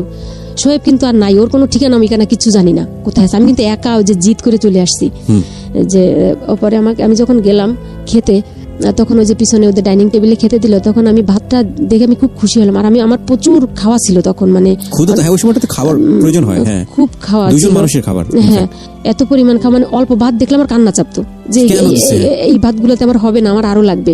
আর মায়ের কাছে থাকা তো একটা অস্বাভাবিক ব্যাপার, আরো মা কখন খাবো এটার জন্য ট্রাই করতো যে আর একটু খাক। কিন্তু এখন দেখলাম যে প্লেটে একটু ভাত দিছে একটা ডিম ভাজা। তো আমি এইভাবে বর্ণনা দিচ্ছি এই কারণে যে আমি যখন ভাতটা হচ্ছে আমি মানে এক জায়গায় করলাম, মানে হাত কাঁচানি দিয়ে দেখলাম যে প্লেটটা মাঝখান থেকে ফাটা, এরকম একটা ভাঙা একটা প্লেটে আমাকে খেতে দিছে। তো ওটা দেখে ভাই আমার এমন কষ্ট, এমন দুঃখ লাগলো যে বলার মতো না, যে এত প্লেট দেখতেছি শোকেজের ভিতরে, এরা খাচ্ছে, অথচ আমাকে একটা কি বলে ভাঙা একটা প্লেট আমাকে খেতে দিল। আমি কি এতই নগণ্য? তো আমি একটা অজুহাত দিলাম, আমি বললাম যে আমার খুব পেটে ব্যথা করছে, আমি এখন আর খাবো না। মানে আমি একটা ভাতও মুখে দেইনি আর কি, আমি উঠে আসলাম ওইটা দেখে, ওই প্লেটটা আমি ওদের বুঝতে দিলাম না যে আমি ভাঙা প্লেটের জন্য খেলাম না আর কি। আমি তখন মনে প্রাণে চাইছি যে আমার যে বাচ্চাটা আসুক, এটা যেন জীবিত না আসে পৃথিবীতে, ভাইয়া আমি এটা চাইতাম। This is the hardest and cruelest reality, প্রিয় শ্রোতা। এই জন্যই আমরা বলি যে নাটক উপন্যাসে যা হয় বাস্তবতা তার থেকে 100 কোটি গুণ ভিন্ন। এই মা সারাটা জীবন ধরে একটা মেয়ের সবচেয়ে কি বলা যেতে পারে ওয়াইল্ডেস্ট, ন্যাচারাল এবং সবচেয়ে কাঙ্ক্ষিত স্বপ্ন থাকে একটা মেয়ের বয়ঃসন্ধির পর থেকে যে সে মা হবে, সবচেয়ে বড় স্বপ্ন সেটা। সে যে সিচুয়েশনেই বাচ্চাটা পৃথিবীতে আসুক না কেন, এই ভদ্রমহিলার উনি নিশ্চয়ই বাচ্চাটাকে নিয়ে স্বপ্ন দেখেছেন, উনি নিশ্চয়ই যেভাবেই হোক না কেন বাচ্চাটাকে সেভ করার চেষ্টা করেছেন। এবং আমি মানে বলার অপেক্ষা রাখে না, এত কষ্টের পরেও মানে যেভাবেই হোক না কেন মা যদি জানতে পারে এটা যে তার সন্তান পৃথিবীতে আসতে হলে তাকে মরে যেতে হবে, আমার মনে হয় না যে যদি সত্যিকারের মা হয় যে কোনোভাবে নিজের জীবনটা সেভ করতে চাইবে, যে না আমি মরে যাই কিন্তু আমার বাচ্চাটা যেন বেঁচে থাকে। কিন্তু সমাজ কিংবা পারিপার্শ্বিক অবস্থা কখনো কখনো আমাদেরকে এত ক্রুয়েস্ট রিয়েলিটির সামনে দাঁড় করিয়ে দেয় যে যখন অনাগত সন্তান হয়তো 10-15 দিন পরেই পৃথিবীতে আসবে, আমরা মনে প্রাণে চাই যে আমার সন্তানটি যেন বেঁচে না থাকে। So this is the hardest reality. মানে আমার এই অনুষ্ঠানটা আজকে আমি জীবন গল্পের 3য় পর্বে আমি খেয়ে হারিয়ে ফেলছি, টু বি অনেস্ট। বলুন তারপর কি হলো? তখন অলরেডি ওর গল্পগুলো তো শুনে ফেললাম। তখন আমি ভাবলাম যে ভাইয়া মানে এই বাচ্চাটা যেন মানে আমার জীবন তো গেছে, আর এই বাচ্চাটাকে আমি মানুষ করতে পারবো না, আমি মুক্তি চাই এই জীবন থেকে। মানে এই বাচ্চাটা যেন পৃথিবীতে জীবিত না আসে, ও যেন মারা যায়, এরকম আবার একা একা কান্না করতাম। এটা হচ্ছে যাই হোক না কেন, ওর যতগুলো বউ থাকুক না কেন, আমি তো অলমোস্ট ওই বাড়িতে নতুন বউ। এরপরে আবার এই অবস্থা, সঙ্গত কারণে লোকজন আসে, মানে আমি শুয়ে থাকি অন্ধকারের ভিতরে, ঘরের ভিতরে, যে 4-5টা শীত কাপড় গায়ে দিয়ে এরকম। তো লোকজন দেখতে আসে যে কেমন এই বউটা কেমন। তো সবাই দেখে আমার কিন্তু ওই যে এত বিপদের ভিতরেও, ওই যে কাপড় চোপড়ের ভিতরেও আমার 2টা বই ওর ভিতরে ঢুকানো, যে না জানি আমি এর ডেলিভারির পরে কত অসুস্থ হয়ে আমাকে পড়াশোনা করতে হবে, আমার মাথা থেকে এই মাথায় এটা থাকতো সবসময়। ওরকম করে আমি রাত্রে খেলাম না, শুয়ে থাকলাম, কিন্তু রাতে প্রচুর ব্যথা, সারা রাত ওরা আমার হাত ধরাধরি করে হাঁটাহাঁটি করালো আর কি। তারপরের দিন সকালে 11টার দিকে দেখতেছি যে দূর থেকে যে শোয়েব বাড়িতে চলে আসছে। আচ্ছা। শোয়েব বাড়িতে চলে আসার সাথে সাথে ওর মা তো সেই চিল্লাপাল্লা শুরু করে দিছে। চিল্লাপাল্লার এক পর্যায়ে সে মানে কান্নাকাটি, হাসাহাসি, মানে এই অবস্থা। মানে এখন অলরেডি তারা খুশি যে তাদের বংশধর আসতেছে আর কি, এ কারণে খুশি তারা। তো যখন শোয়েব আমার সামনে আসলো তখন আমার আর বলার কিছু না, আমি শুধু ভাই ওর মুখের দিকে তাকাই আছি। এবং আমি বললো যে ওরা খুব খারাপ কথা বলছে আম্মা, তাই না? আমি বললাম না, খারাপ কথা কোনো কিছু বলে নেই। আমি যদি হতাম ওনার জায়গায় তাহলে উনি তো অ্যাটেম্প করতে গেছেন যে উনি মানে কোপাবেন, মেরে ফেলবে, কিন্তু আমি হলে মেরেই দিতাম। আচ্ছা। কারণ যে তোমার যে ক্রিয়াকলাপগুলো এগুলো তো ভালো না, আর তুমি হচ্ছে আমার তো ওদিকে ডুবাই দিয়ে আসতো সবকিছু, তারপর তুমি আমার ব্যাকে যেতে বলো বাড়ি। যাই হোক, ভালো হোক মন্দ হোক, আমি তোমার এখানে আসছি, ডেলিভারি হলে বাচ্চা যদি পৃথিবীতে আসে সুস্থভাবে ভালো, তাও আমি রেখে চলে যাব, যদি ডেথ অবস্থায় আসে তাও আমি চলে যাব। যতটুক মানে ইন্টেনশন ওকে নিয়ে ছিল বা কিছু, এখন আর আমি এখন নিজের সাথে কথা বলি না, শুধু ওই ডেলিভারি পর্যন্ত মানে ওয়েট করা লাগবে, মানে আমি এরকমের একটা কেমন শক্তর মতো হয়ে গেছি। যাই হোক, এরকম করতে করতে যেদিন আমার বাচ্চাটা ডেলিভারি হলো ওই দিন ও শোয়েব বাড়িতে ছিল না, আর ও বাড়িতে থাকতো না। ওকে কখন পুলিশ এসে ধরে বা কি দেখি, দিনে ঘোরাফেরি করতো কিন্তু রাতে অন্য কোথাও গিয়ে ঘুমাতো। তো আমার এই ননদ ওরা থাকতো সাথে আমার। যাই হোক, বাচ্চা ডেলিভারি হলো বাসায় বসেই নর্মালে। ওই দিনও আমাদের বাড়িতেই ছিল। আমাদের বাড়িতে থাকার পরেও আমার কি কি জিনিসপত্র ছিল এগুলো নিয়ে আসলো। এখন বললো যে এই 18 দিন দেখে না, বাবা মা তো অলরেডি পাগল হয়ে গেছে যে কি অবস্থা, আমরা যাবো। ফোন মানে খবর দিল যে আমরা অমুক দিন আসছি। তো আমার পিরোজপুর চিনে তো না, বাড়ি পিরোজপুর পর্যন্ত আগায় নিয়ে আসতে গেল। তো বললো যে আপনারা এখন ফিরে বাড়ি যান, কোভিড তো একটা মেয়ে হয়েছে। তো বললো যে তুমি কি বলো, বাড়ি যাবো মানে? তো বললো যে প্রিপারেশন আছে, নাতি দেখতে আসবে, বিয়াই বাড়ি, যাই হোক না কেন তোমার বাড়ি মানে যাওয়ার জন্য যদি আমার 50,000 টাকাও খরচ হয়, আমার জমি জমা যতটুকু আছে অতটুকু আমি বিক্রি করে তোমার মান রাখবা। তুমি যে আমার মান কি রাখলা সেটা তো বলার অপেক্ষা রাখে না। যাই হোক, আব্বা আমাকে আর রাখতে পারলো না, ওরা চলেই আসলো। তারা হচ্ছে 5,000 টাকা খরচ করে, মানে প্রায় 15 কেজি মিষ্টি, কমলা, আপেল ইত্যাদি ইত্যাদি, মানে অল এভরিথিং এগুলো নিয়ে, মানে যাতে তারা বুঝতে না পারে যে ওর শ্বশুর বাড়ি খুব গরিব নিডি। আসলো, আসার পরে তো সেই কান্নাকাটি। আমারা একদিন মানে আসতে আসতে দুপুর হয়ে গেল, রাত থাকলো, সকালে চলে গেল। কিন্তু আমি তো ওই দিন থেকেই আমি অসুস্থ। দেখ, সে অনেক গল্প, অনেক কথা। আমি ওই টোটালি মেয়ের বয়স 56 দিন পর্যন্ত আর কি ওই বাড়িতেই ছিলাম। পরে আমার বাড়িতে ডাক্তার দেখার সুবিধার্থে চলে আসলাম। চলে আসার পরে আমি আমার এখানেই থাকি। কিন্তু ও হচ্ছে এইবার বললো কি যে তখন মেয়েটা আমার কাছেই। আচ্ছা, মেয়েটাকে নিয়ে আপনি চলে আসলেন? হ্যাঁ, ওটাকে কি আর রাখা যায়? বাচ্চা তো এখন সবকিছু ভুলে গেছি ওকে দেখার পরে। বয়স কত এখন? ও এখন এবার 7 ফাইনাল দিচ্ছে। মানে ও গল্পটা শুনছে, ওকে জানে আজকে আপনি যাগুলো বলছেন এখানে? হ্যাঁ। এত ইন ডিটেইল জানে নাকি আজকে প্রথম সবকিছু জানছে? না, ওর এখন আমার মেয়েটা যে কি ভাই, ওকে নিয়ে আসলে আপনি দেখতে পারতেন যে আল্লাহ আমাকে একটা লক্ষ্মী দিছে। বাহ, ঠিক আছে, আমরা সামনে দিকে আগে। তারপর এখন ওইটা নিয়ে আসলাম। নিয়ে আসার পরে আমি আবার পড়াশোনা শুরু করে দিলাম। আমি তো অসুস্থ, ওর ভিতরে শুয়ে শুয়ে যে আমাকে পড়তো, কারণ আমি বুঝে গেছি যে এর সাথে আমার আর কোনো ফিউচার নাই। যার পরে তখন ও বললো কি যে এখন তো আমার বেবিটার ইতিমধ্যে 6 মাস। কোনো বউ পেয়েছিলেন নাকি? কোনো বউ পাননি? বিয়ে শাদী করেছেন সেটা জানতেন? হয়, সব আছে, কিন্তু সব ওই মানে একা একাই চলে যায়, কারণ কেউ থাকে না আসলে, কারণ ওই তো থাকে না এই আর কি। তারপরে হচ্ছে ওই বেবিটার বয়স 6 মাস হলো, মুখে ভাত দিলাম অনুষ্ঠান করে আমার বাড়িতেই, আমার বাবার সাধ্য মতো। কারণ আমাদের তখন হচ্ছে চাল কেনা লাগে না, ঘের মাছ আছে, নারকেল সুপারি টুকটাক যেগুলো হয় এগুলো দিয়ে বাজার হয় মোটামুটি করে গ্রামের ভিতরে যেভাবে, তাও 200-250 লোকের অ্যারেঞ্জমেন্ট করে আনুষ্ঠানিকভাবে আমার বাচ্চার মুখে ভাত দিলাম। ভাত দেওয়ার পরে ও বললো কি যে এখন তো কিছু করা লাগে, মানে ওর বড় ভাই যেটা, সে বললো যে ওকে তাহলে ঢাকাতে দিয়ে পাঠাও। আমরা ক্লিনিক করছি, বাবার জায়গা বিক্রি করে তো আসুক এখানে। বললাম ভালো, দেখো এবার লাইফ ঠিক হয় কিনা, তুমি চলে যাও। দিয়ে পাঠালো। তখন অলরেডি আমার অনার্স পরীক্ষা শুরু হয়ে গেল, ফাইনাল ইয়ারের। আমি পরীক্ষা দিচ্ছি, ও যাওয়ার পরে 1 মাসের ভিতরে 3 বার বাড়িতে আসলো, বাচ্চা রেখে আর ও থাকতে পারছে না। তো বলে যে পরীক্ষাটা হোক, তারপর নিয়ে যাবো। তখন আমার ওই বড় ভাসুর যা বলে, ওর বড় ভাই বললো যে আমার শাশুড়িকে যে তোমার ছেলে বউ ঢাকায় নিয়ে আসো, কারণ এই ক্লিনিক রেখে ব্যবসা, নতুন ব্যবসা রেখে এরকম বারে বারে যাওয়া এটা ব্যবসার জন্য ক্ষতিকারক। তা বললো যে বউর তো পরীক্ষা দিক, তারপরে যাক। এখন ভাই ওই যে পরীক্ষা তো হলো, মানে মাস ব্যাপী 1.5 মাস বসে পরীক্ষা হলো, কম্প্রিহেন্সিভ টোটালি 1.5 মাস লাগলো। তো আমি বললাম যে আজকে তোমার পরীক্ষা শেষ, ও চলে আসলো। তো বললাম তাহলে চলো আমরা কালকে ঢাকায় যাই। এখন সে আমাকে আর ঢাকায় নিবে না। তা বলো তুমি এখানে থাকো, তোমার রেজাল্ট দিবে, তুমি মাস্টার্সে এখানে পড়বা। মানে এর ভিতরে অলরেডি ও আর একটা বিয়ে করে ফেলছে ঢাকাতেই। তখন এখন দেখি ওর মানে আচরণে পরিবর্তন, আমাকে নিবে না। আমার এত দিনের স্বপ্ন, আমার আব্বা বলছে যে আমার মেয়ে পড়াশোনা করবে, এখানে থাকলো, এত কিছু কাহিনী হলো, ও এখন আমাকে ঢাকায় নিতে চাচ্ছে না। তাই বললাম কেন, তুমি কি আর একটা বিয়ে টিয়ে করছো নাকি কোথাও, যে আমাকে নিতে তোমার অসুবিধা? টোটালি সে আনবেই না আমাকে। এক পর্যায়ে সেই রাতে, মানে এই যে ফার্স্ট, এই যে 3.5 বছর ওই অবধি হয় আর কি ওর সাথে আমার থাকা, আমাকেও কখনো টর্চার করেনি, মানে কখনো আমাকে গায়ে হাত তুলিনি, এগুলো কখনো করেনি। তো এখানে আমার একটা এমন জোরে একটা থাপ্পড় দিল, আমার একটা কানের দুল একবার ভেঙে কানের ভিতরে ঢুকে গেল। যে আমি যাওয়ার কথা কেন বললাম, যে আমার সে লোক কখনো আমাকে জোরে কথা বলে না, তো আজকে আমাকে গায়ে হাত তুললো, নিশ্চয়ই এর ভিতরে ঢাকার ভিতরে কোনো কাহিনী আছে। ঢাকা তো আমি যাবই। তো আমি করলাম কি, ওই রাতেই আমার বাচ্চাটাকে নিয়ে আমি আমার ঘর থেকে বের হয়ে গেলাম। মেয়েটাকে কোলে নিয়ে আমার একটা খালা বাড়ি এসে থাকলাম, ও কিন্তু আমাদের বাড়িতেই। ও সকালে চলে যাবে। আমার চিন্তা ভাবনা কি, আমি সকালে ও ঢাকায় যাওয়ার আগে আমি ঢাকায় যাব, অন্তত আমার ভাসুরের একটা কার্ড আছে আমার কাছে যে আমি ঢাকায় যাব। যাই হোক, এক পর্যায়ে সবাই বললো যে তাহলে ওর চেতাচেতি তো যুক্তি আছে, তা তুমি এখন ওকে নিবে না, কারণ এখন ওখানে কি করবে? তুমি ওকে পার্মানেন্ট ভাবে না নিতে পারো, তুমি বেড়ানোর জন্য নিতে পারো, যে তোর পরীক্ষা হয়ে গেছে, একটু রিক্রিয়েশনের দরকার আছে, নিয়ে যাও। তো সবাই যখন বললো যে সবার জবাব দিতে দেওয়া লাগে, তাও বললো যে চলুক বলে মানে মোটামুটি আমার ওই বাড়িতে একটা কোনো টুকরা মানে কিছু নাই, কাপড় চোপড় এভরিথিং সবকিছু নিয়ে আমরা চলে আসলাম ঢাকাতে। আসলাম আমার ওই ওর বড় ভাইয়ের বাসায়। তো যাই হোক 13 দিন ছিলাম ওই বাসাতে।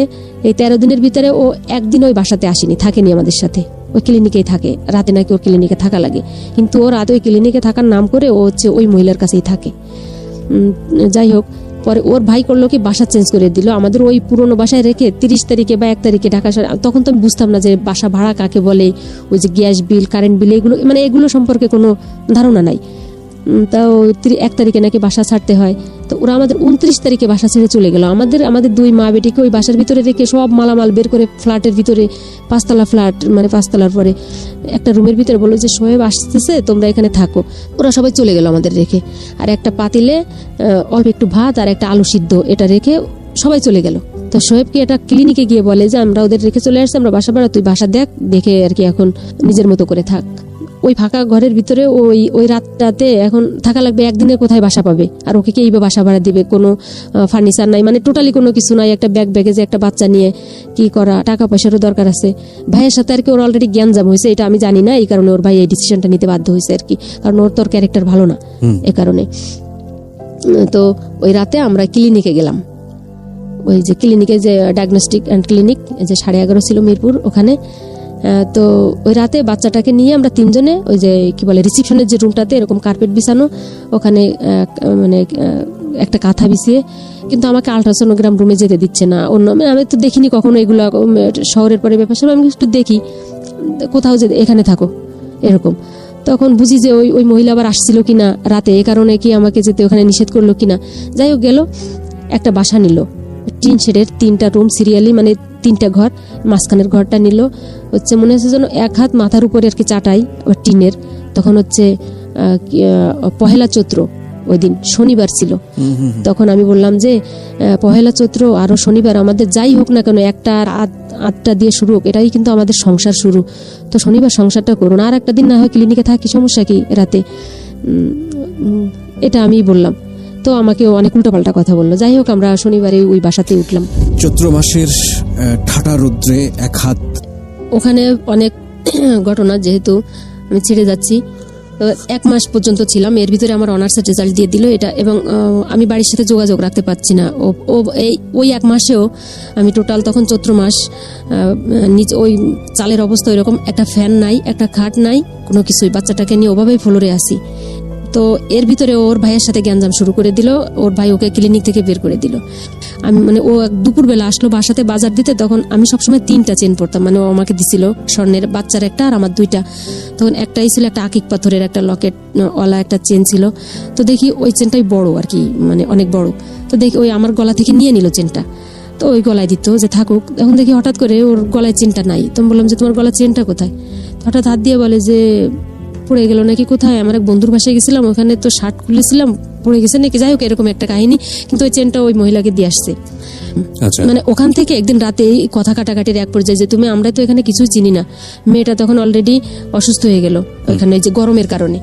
আমরা আমাদের বাড়িতে নিয়ে আসলো, আমাদের বাড়িতে নিয়ে আসার পরে আমাদের রেখে ওই 2 দিন থাকলো, মানে 2 দিন। এই 2 দিনের ভিতরে আমার বাবা ঘেরে, আমাদের ওদিকে তো গলদা বাগদার চাষ হয়, চিংড়ি চাষ আমাদের বাগেরহাটের ওদিকে, ও মানে এগুলো বিক্রি করে দিল। বললো যে আব্বাকে বললো যে আর্জেন্ট ভাবে আমার টাকা লাগবে, আমি ক্লিনিকের জন্য আমার টাকা ইনভেস্ট করা লাগবে, ও এখানে 1 মাস থাকুক বাড়িতে, আমি ওদিকে গুছাই। মানে এভাবে ও তো কনভিন্স করার পাওয়ারটা অনেক বেশি। মানে আব্বাকে চিংড়ি মাছ বিক্রি করতে গেলে তার বাজারে নিয়ে যাওয়া লাগে না, শুধু পার্টিকে ফোন দিলে, মানে খবর দিলেই হয়, এরকমের একটা ব্যাপার স্যাপার। টাকা অগ্রিম দিয়ে দিল, ও আমাদের রেখে চলে আসলো। এই যে আসলো তো আসলো, ওর আর কোনো খবর নাই, ও কোনো ফোনে কোনো মানে কানেকশন পাচ্ছি না, যোগাযোগ রাখতেছে না, আসতেছে না। 2 মাস 3 মাস পর একটু হয়তো বা ফোন দিতে পারে। তো বললো যে আমি খুব বিপদে আছি। এসে অলরেডি ও তখন এই মহিলার সাথে সংসার করা শুরু করে দিচ্ছে। ও নিজে করে একটা নার্সিং হোম করছে, মানে ওই মহিলা হচ্ছে মেন্টালের নার্স, ঢাকার খুব বয়স্ক একটা মহিলা, 50 আপ একটা। একদিন আমার ওর বড় ভাই আমাকে ফোন দিয়ে বলে তুমি ঢাকাতে কি করো, তুমি, ও তো আর একটা বিয়ে করছে। আমার মাথার অবস্থা আরো খারাপ, যে অবস্থা আর একটা বিয়ে করে ফেললো। আমি ঢাকাতে আসলাম, ঢাকাতে একা একা, বাচ্চা তখন 8, 9, 10, 11, 12 মাস, মোটামুটি বছর হয়ে গেছে আর কি বেবির বয়স। ওকে রেখেই আমি চলে আসলাম। খোঁজাখুঁজির পরে পাইলাম না, না পাওয়ার পরে ও আমাদের বাড়িতে একবার গেল, যাওয়ার পরে আমি সবাইকে ডাকলাম, আমার আত্মীয় স্বজন যারা আছে। তখন ওদের ওখান থেকে আমি বললাম যে ওকে মুখে দিয়ে বললে কাজ হবে না, ও যে কত বড় শক্ত লোক, ওটা হচ্ছে আমাকে ঢাকায় নিয়ে এরকম করছে। তো এখন ও কি করবে, ও একটা বিয়ে করছে কিনা এটা ওকে মুখ থেকে স্বীকার করাও, তারপর হচ্ছে আর না হলে ও আমাকে এখান থেকে ডিভোর্স দিয়ে যাক, কিছু একটা করুক, নাহলে আমি থানা থেকে পুলিশ নিয়ে আসতেছি। মানে আমি একদম পুরো পাগল হয়ে গেছি এটা বলে। হ্যাঁ, আমি সত্য থানায় চলে গেছি।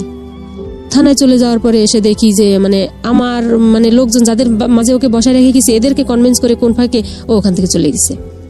এটা করার পরে এক পর্যায়ে আমি একা একা খোঁজ করার জন্য, তখন আমার একটা চাকরির অফার আসলো হচ্ছে আশা এনজিওতে। তো ইন্টারভিউ দিতে ঢাকাতে আসতে হবে। তখন আমি বললাম এই 1 কাজে 2 কাজ, ওকেও খুঁজে দেখা যাবে, আমিও যাই। কেউ আসতে দিতে যাচ্ছে না বাড়ি থেকে। আমি বললাম যাই মা, কি হবে, জীবন এখন তো আর চলছে না, আব্বা তো আর বয়স হয়ে যাচ্ছে, ছোট ভাই 2টা লেখাপড়া করতেছে, আমার তো কিছু একটা করা উচিত, মেয়ের খরচ, এই আর কি। তো আমি আসলাম ঢাকায়। এসে হচ্ছে ওকে ওই ক্লিনিকে পেলাম না, মানে যেটাতে ওই প্রথমে ছিল, ওইখান থেকে লোকজনের কাছে খবর নিয়ে একটা জায়গায় গেলাম, ওখানে ওকে মানে পেলাম। পাওয়ার পরে ও আমাকে একটা বাসায় নিয়ে গেল, হচ্ছে ওর একটা নার্স, আর একটা নার্স ওর বাসায়, ওইখানে আমাকে রেখে দিল। বলো যে আমার তারপরের দিন আর কি আমার ইন্টারভিউ। তো ইন্টারভিউ দিয়ে আমি বাসাতে আসলাম। ওই বাসাতে আমি বললাম তুমি কোথায় থাকো, আমি সেখানে যাব। তো বলো আমি একটা মেসে থাকি। আমি বলছি তাইলে সেখানে আমি যাব, অন্তত দেখে আসি, অন্তত তোমাকে যদি খুঁজে না পাই অন্তত জায়গাটা তো চেনা থাকলো, এরকম। আমি আর কি ওই দিন বাড়ি চলে যাবো এরকম চিন্তা ভাবনা। তো ও কোথায় থাকে একটু দেখে যাই। এক পর্যায়ে ও না আমাকে নিলই না, না নেওয়ার পরে হচ্ছে আমি যখন জোরাজোরি শুরু করলাম, সে ওই বাসাতেই বসে ও আমাকে মানে খুব মারলো। সেই মারির কারণে এখনো আমার এই যে ডান চোখটা হচ্ছে আমার প্রচুর সমস্যা হয়, অনেক সময় চোখে ঝাপসা দেখি এই অবস্থা মানে হয়ে যায়, মানে রক্ত নাক থেকে মুখ থেকে এরকম রক্ত বের হয়ে গেল। তো ভাইবার আগের দিন, হ্যাঁ ভাইবার আগের দিন ওইখানকার লোকজন আবার দেখলো, পাশের ঢাকা শহরে তো ওরা পুলিশ ডাক দিল যে এই মেয়েটাকে মেরেই ফেলবে, এই অবস্থা। পুলিশ আসার পরে ও পুলিশদেরকে অনেক হাতে পায়ে ধরলো, বললো যে না সমস্যা না, আমি বললাম যে তখন আমি বললাম এই একটা সুযোগ। তাই আমি বললি ও না আমাকে এরকম ওর বাসায় নিতে চাচ্ছে না, আমি তো আর ওয়াইফ, এই যে বাচ্চাও আমাকে এখান থেকে আমার বাড়ি পাঠাবে। বেবিটা নিয়ে গিয়েছিল? হ্যাঁ, ওকে আর কোথাও রাখি না। আচ্ছা, সবসময় সাথে করে, সবসময় বেবির সামনে এই ধরনের আচরণ করছে। হ্যাঁ, বলে যে তাহলে তুই এখানে মুসলেকা দে, পুলিশে বলছে যে তুই এটা নিয়ে যাবি তোর বউকে সাথে করে, আর ও যদি নেক্সট টাইম এসে আমাদের কমপ্লেন করে যে তুই ওকে বাসায় নিসনি, তাহলে কিন্তু একটা মামলা হবে, তোরে কিন্তু অ্যারেস্ট করবো। তো আমি যে এই তো সুযোগ, ও তখন ওটা পুলিশের ওর খুব ভয়, কারণ ওর তো বিগত দিনের ইতিহাস তো ভালো না, রেকর্ড, এই কারণে ও আমাকে বাসায় নিয়ে গেল। কিন্তু বাসায় যাওয়ার পরে যা দেখলাম, তখন হচ্ছে ভাইয়া মনে হচ্ছে যেন আমি একসাথে 3টা মারি, বেবিটাকেও মারি, ওকেও মারি, আর যাকে দেখলাম তাকেও মারি, সেই মহিলাকেই, মানে ওর যে পরবর্তী যে সংসার এই সেখানে আমাকে নিয়ে গেল। নিয়ে যাওয়ার পরে তো সেইখানে যা হয় প্রাথমিক পর্যায়ে চিল্লাপাল্লা গ্যাঞ্জাম, অনেক কান্নাকাটি, আমি শুধু কান্না করতেছি। তখন খোঁজ নিয়ে দেখলাম ওই মহিলার একটা ছেলে আছে, তখন ছেলেটা প্রায় ছেলে মানে কি ওই মহিলার আগের ঘরের হ্যাঁ, ছেলে? 15-16 বছর বয়স ছেলেটার, এরকম অবস্থা। তাই আমি বললাম তোমার তো মানে যেটা বোঝানো দরকার যে তোমার তো সংসার আছে, ছেলে আছে, আমার মেয়েটাকে বাপ হারা করো না, আমাকে স্বামী হারা করো না, আমরা খুবই অসহায়। তো উনি কোনো কথা আর কি শুনলেন না, আমাকে ওই মানে ক্লিনিক নিচতলাতে, ওরা থাকে 3 তলায়, আমাকে রুমে নিয়ে গেল। রুমে নিয়ে অলরেডি আমাকে আটকাই দিল। এখন আমি না জিদের কারণে বা কষ্টে দুঃখে আমি কোনো কিছুই খাচ্ছি না। আমার মনে আছে ভাইয়া 7 দিন পর্যন্ত আমি শুধু বাথরুমে গেছি আর পানি খাইছি। মেয়েটার কি অবস্থা? মেয়েটাকে ওই যে টুকটাক খাবার দিচ্ছে, মেয়েটাকে খুব আদর করতেছে, কারণ মেয়েটা ছাড়া কিছু বোঝে না, মেয়েটাকে খুব আদর করতেছে। কিন্তু আল্লাহর অশেষ রহমত, মেয়েটা তো তখন বুকের দুধ খায়, তো আমার দুধেও কম পড়তেছে না। কিন্তু আমি কিন্তু কিছু খাচ্ছি না, শুধু বাথরুমে যাই আর পানি খাই, ওদের ঘরে সিদ্ধ করা পানিও আমি খাই না। এটা মানে আর আমি ফাঁক খুঁজতেছি যে কখন আমি বের হবো এখান থেকে, ও আমাকে যেতে দিচ্ছে না। কিন্তু মা ওকে ফোন দিছে, তো বললো যে বেশি যদি আপনারা চিল্লাপাল্লা করেন হচ্ছে ওরে ঢাকা শহরে মেরে ম্যানহোলের ভিতর ফেলে দেবো, আপনারা আর ফোন দিবেন না। এটা বলার পরে তো আব্বা আমার কি অবস্থা হয় সেটা তো বুঝেন। তো একদিন আমি একটু শুয়ে আছি, ওরা দুপুরে কেউ নাই বাসায়, হঠাৎ করে দেখি যে ওরা দুজনই চলে আসছে। মানে আমি একটু ঘুমের মতো, বাচ্চাটা পাশে নিয়ে আমি একটু ঘুমের মতো আসছি, মানে আর তো পারি না, ক্লান্ত হয়ে গেছি। হঠাৎ আমার হাতে ব্যথা পাচ্ছি, মানে খুব। ওরা আমাকে ইনজেকশন পুশ করতেছে, যে ওই মহিলা তো মেন্টালে চাকরি করে, ওইখান থেকে ওই যে এরকম কিছু জাতীয়, যে মানে আমাকে একদম টোটালি মানে মেন্টালি ডিসঅর্ড করে দিবে এরকম একটা ইনজেকশন আমাকে পুশ করার, মানে একজনে হাত ধরা আর একজন মানে মাত্র নিডলটা একটু ঢুকাইছে এই অবস্থা। তখন আমি এক লাফ দিয়ে উঠে বসছি। তখন বলে কি করবো, যে আপনি অসুস্থ, এই জন্য আপনাকে সুস্থ করার জন্য। তাহলে তো আমি তো সুস্থ মানুষ, আমাকে হুশ অবস্থায় দিতে হবে, আমি তো ঘুম, এগুলো কি দেখি, মানে জোরাজুরি করতেছে আমি ওষুধটার নাম দেখার জন্য। তো এক পর্যায়ে জানালা থেকে ফেলে দিল। তা আমি আবার ওই যে মানে ওয়ালের সাথে আঙুল মানে ঠেকনা দিয়ে, মানে যাতে ওষুধটা বাইরে চলে যায়, এরকম মানে ধস্তাধস্তি হচ্ছে এক পর্যায়ে। তখন আমি বুঝলাম যে ওরা আমাকে কিন্তু মেরে ফেলবে, আমাকে এখান থেকে বের হওয়া লাগবে। আর কোনো চিল্লাপাল্লা করলে কোনো আশেপাশের লোকজনও দেখতে পাচ্ছি না, এই অবস্থা। সকালবেলা ওই মহিলার হচ্ছে নাইট ডিউটি, ওই মহিলা তো নাইটে চলে গেছে, ও সকালবেলা উঠে হচ্ছে ওয়াশরুমে গেছে, সোহেব ওয়াশরুমে গেছে।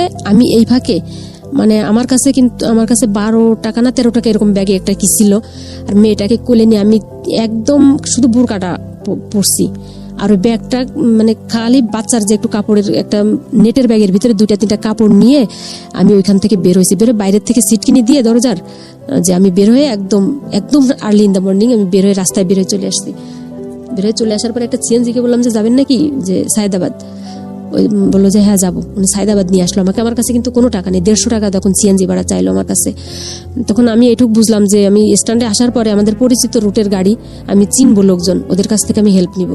তো আসার পরে আমাদের কাউন্টারে গেলাম, কাউন্টারে আমি বললাম যে আমি এরকম সমস্যায় পড়ছি, আপনি হচ্ছে আমাকে টাকা দেন, আমি হচ্ছে ওখান থেকে আমি পেইড করবো, আমার আব্বা ওখানে আছে।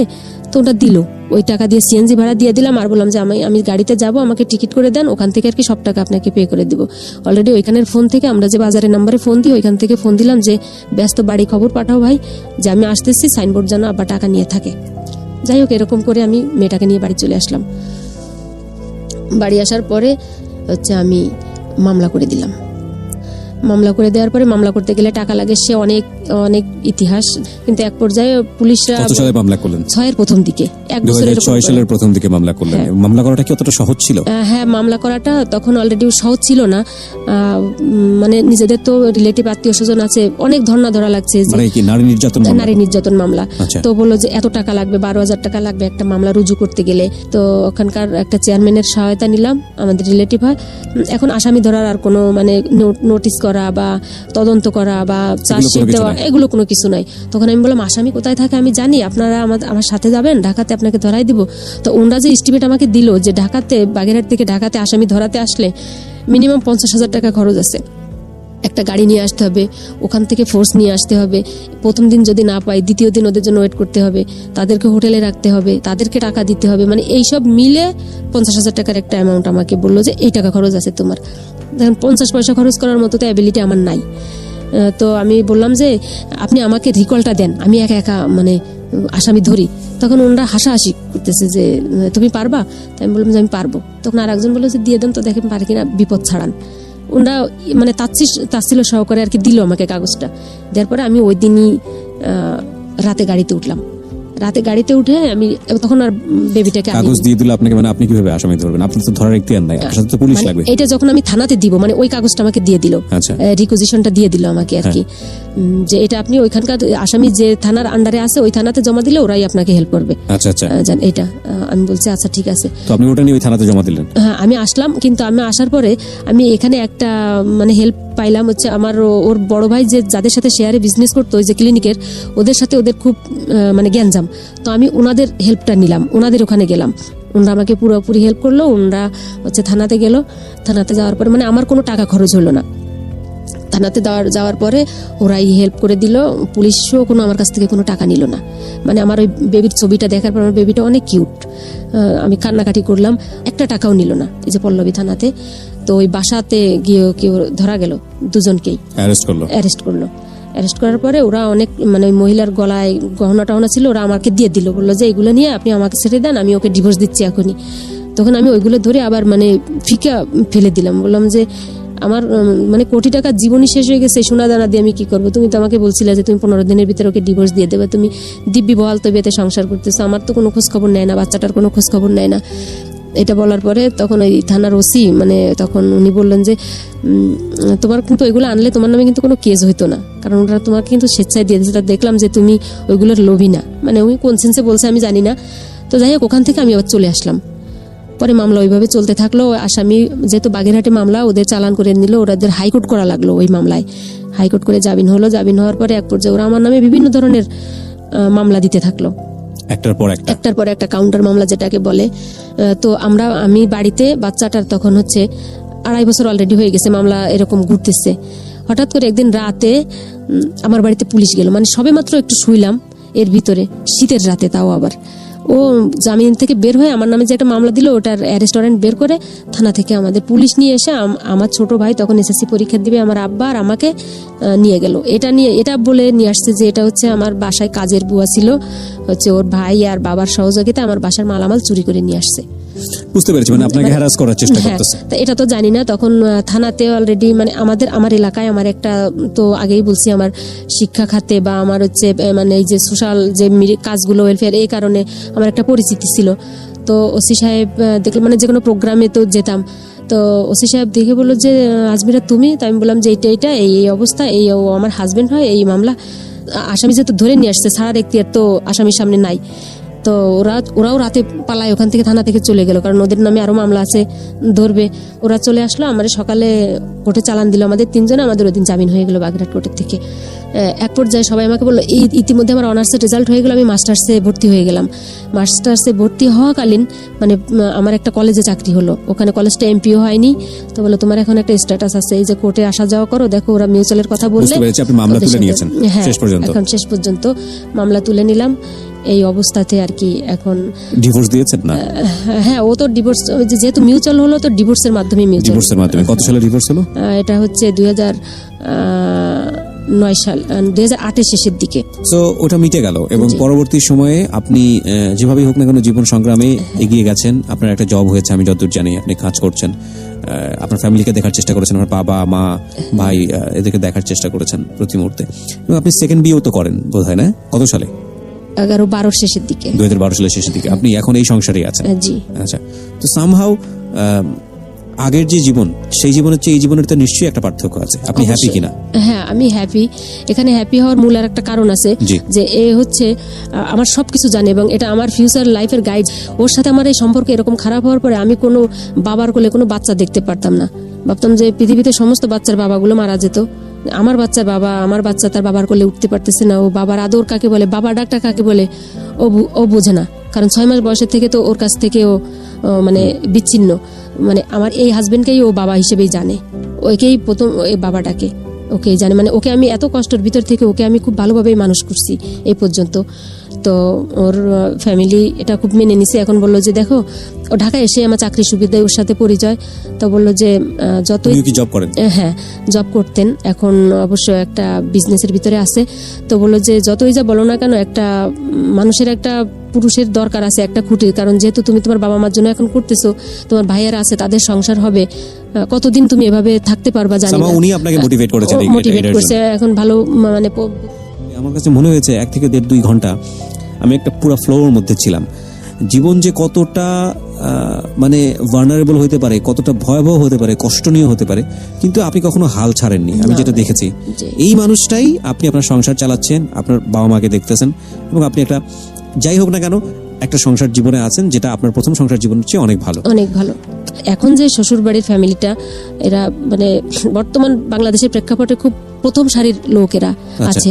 আপনার এই গল্পটা আপনি কেন বললেন রেডিওতে?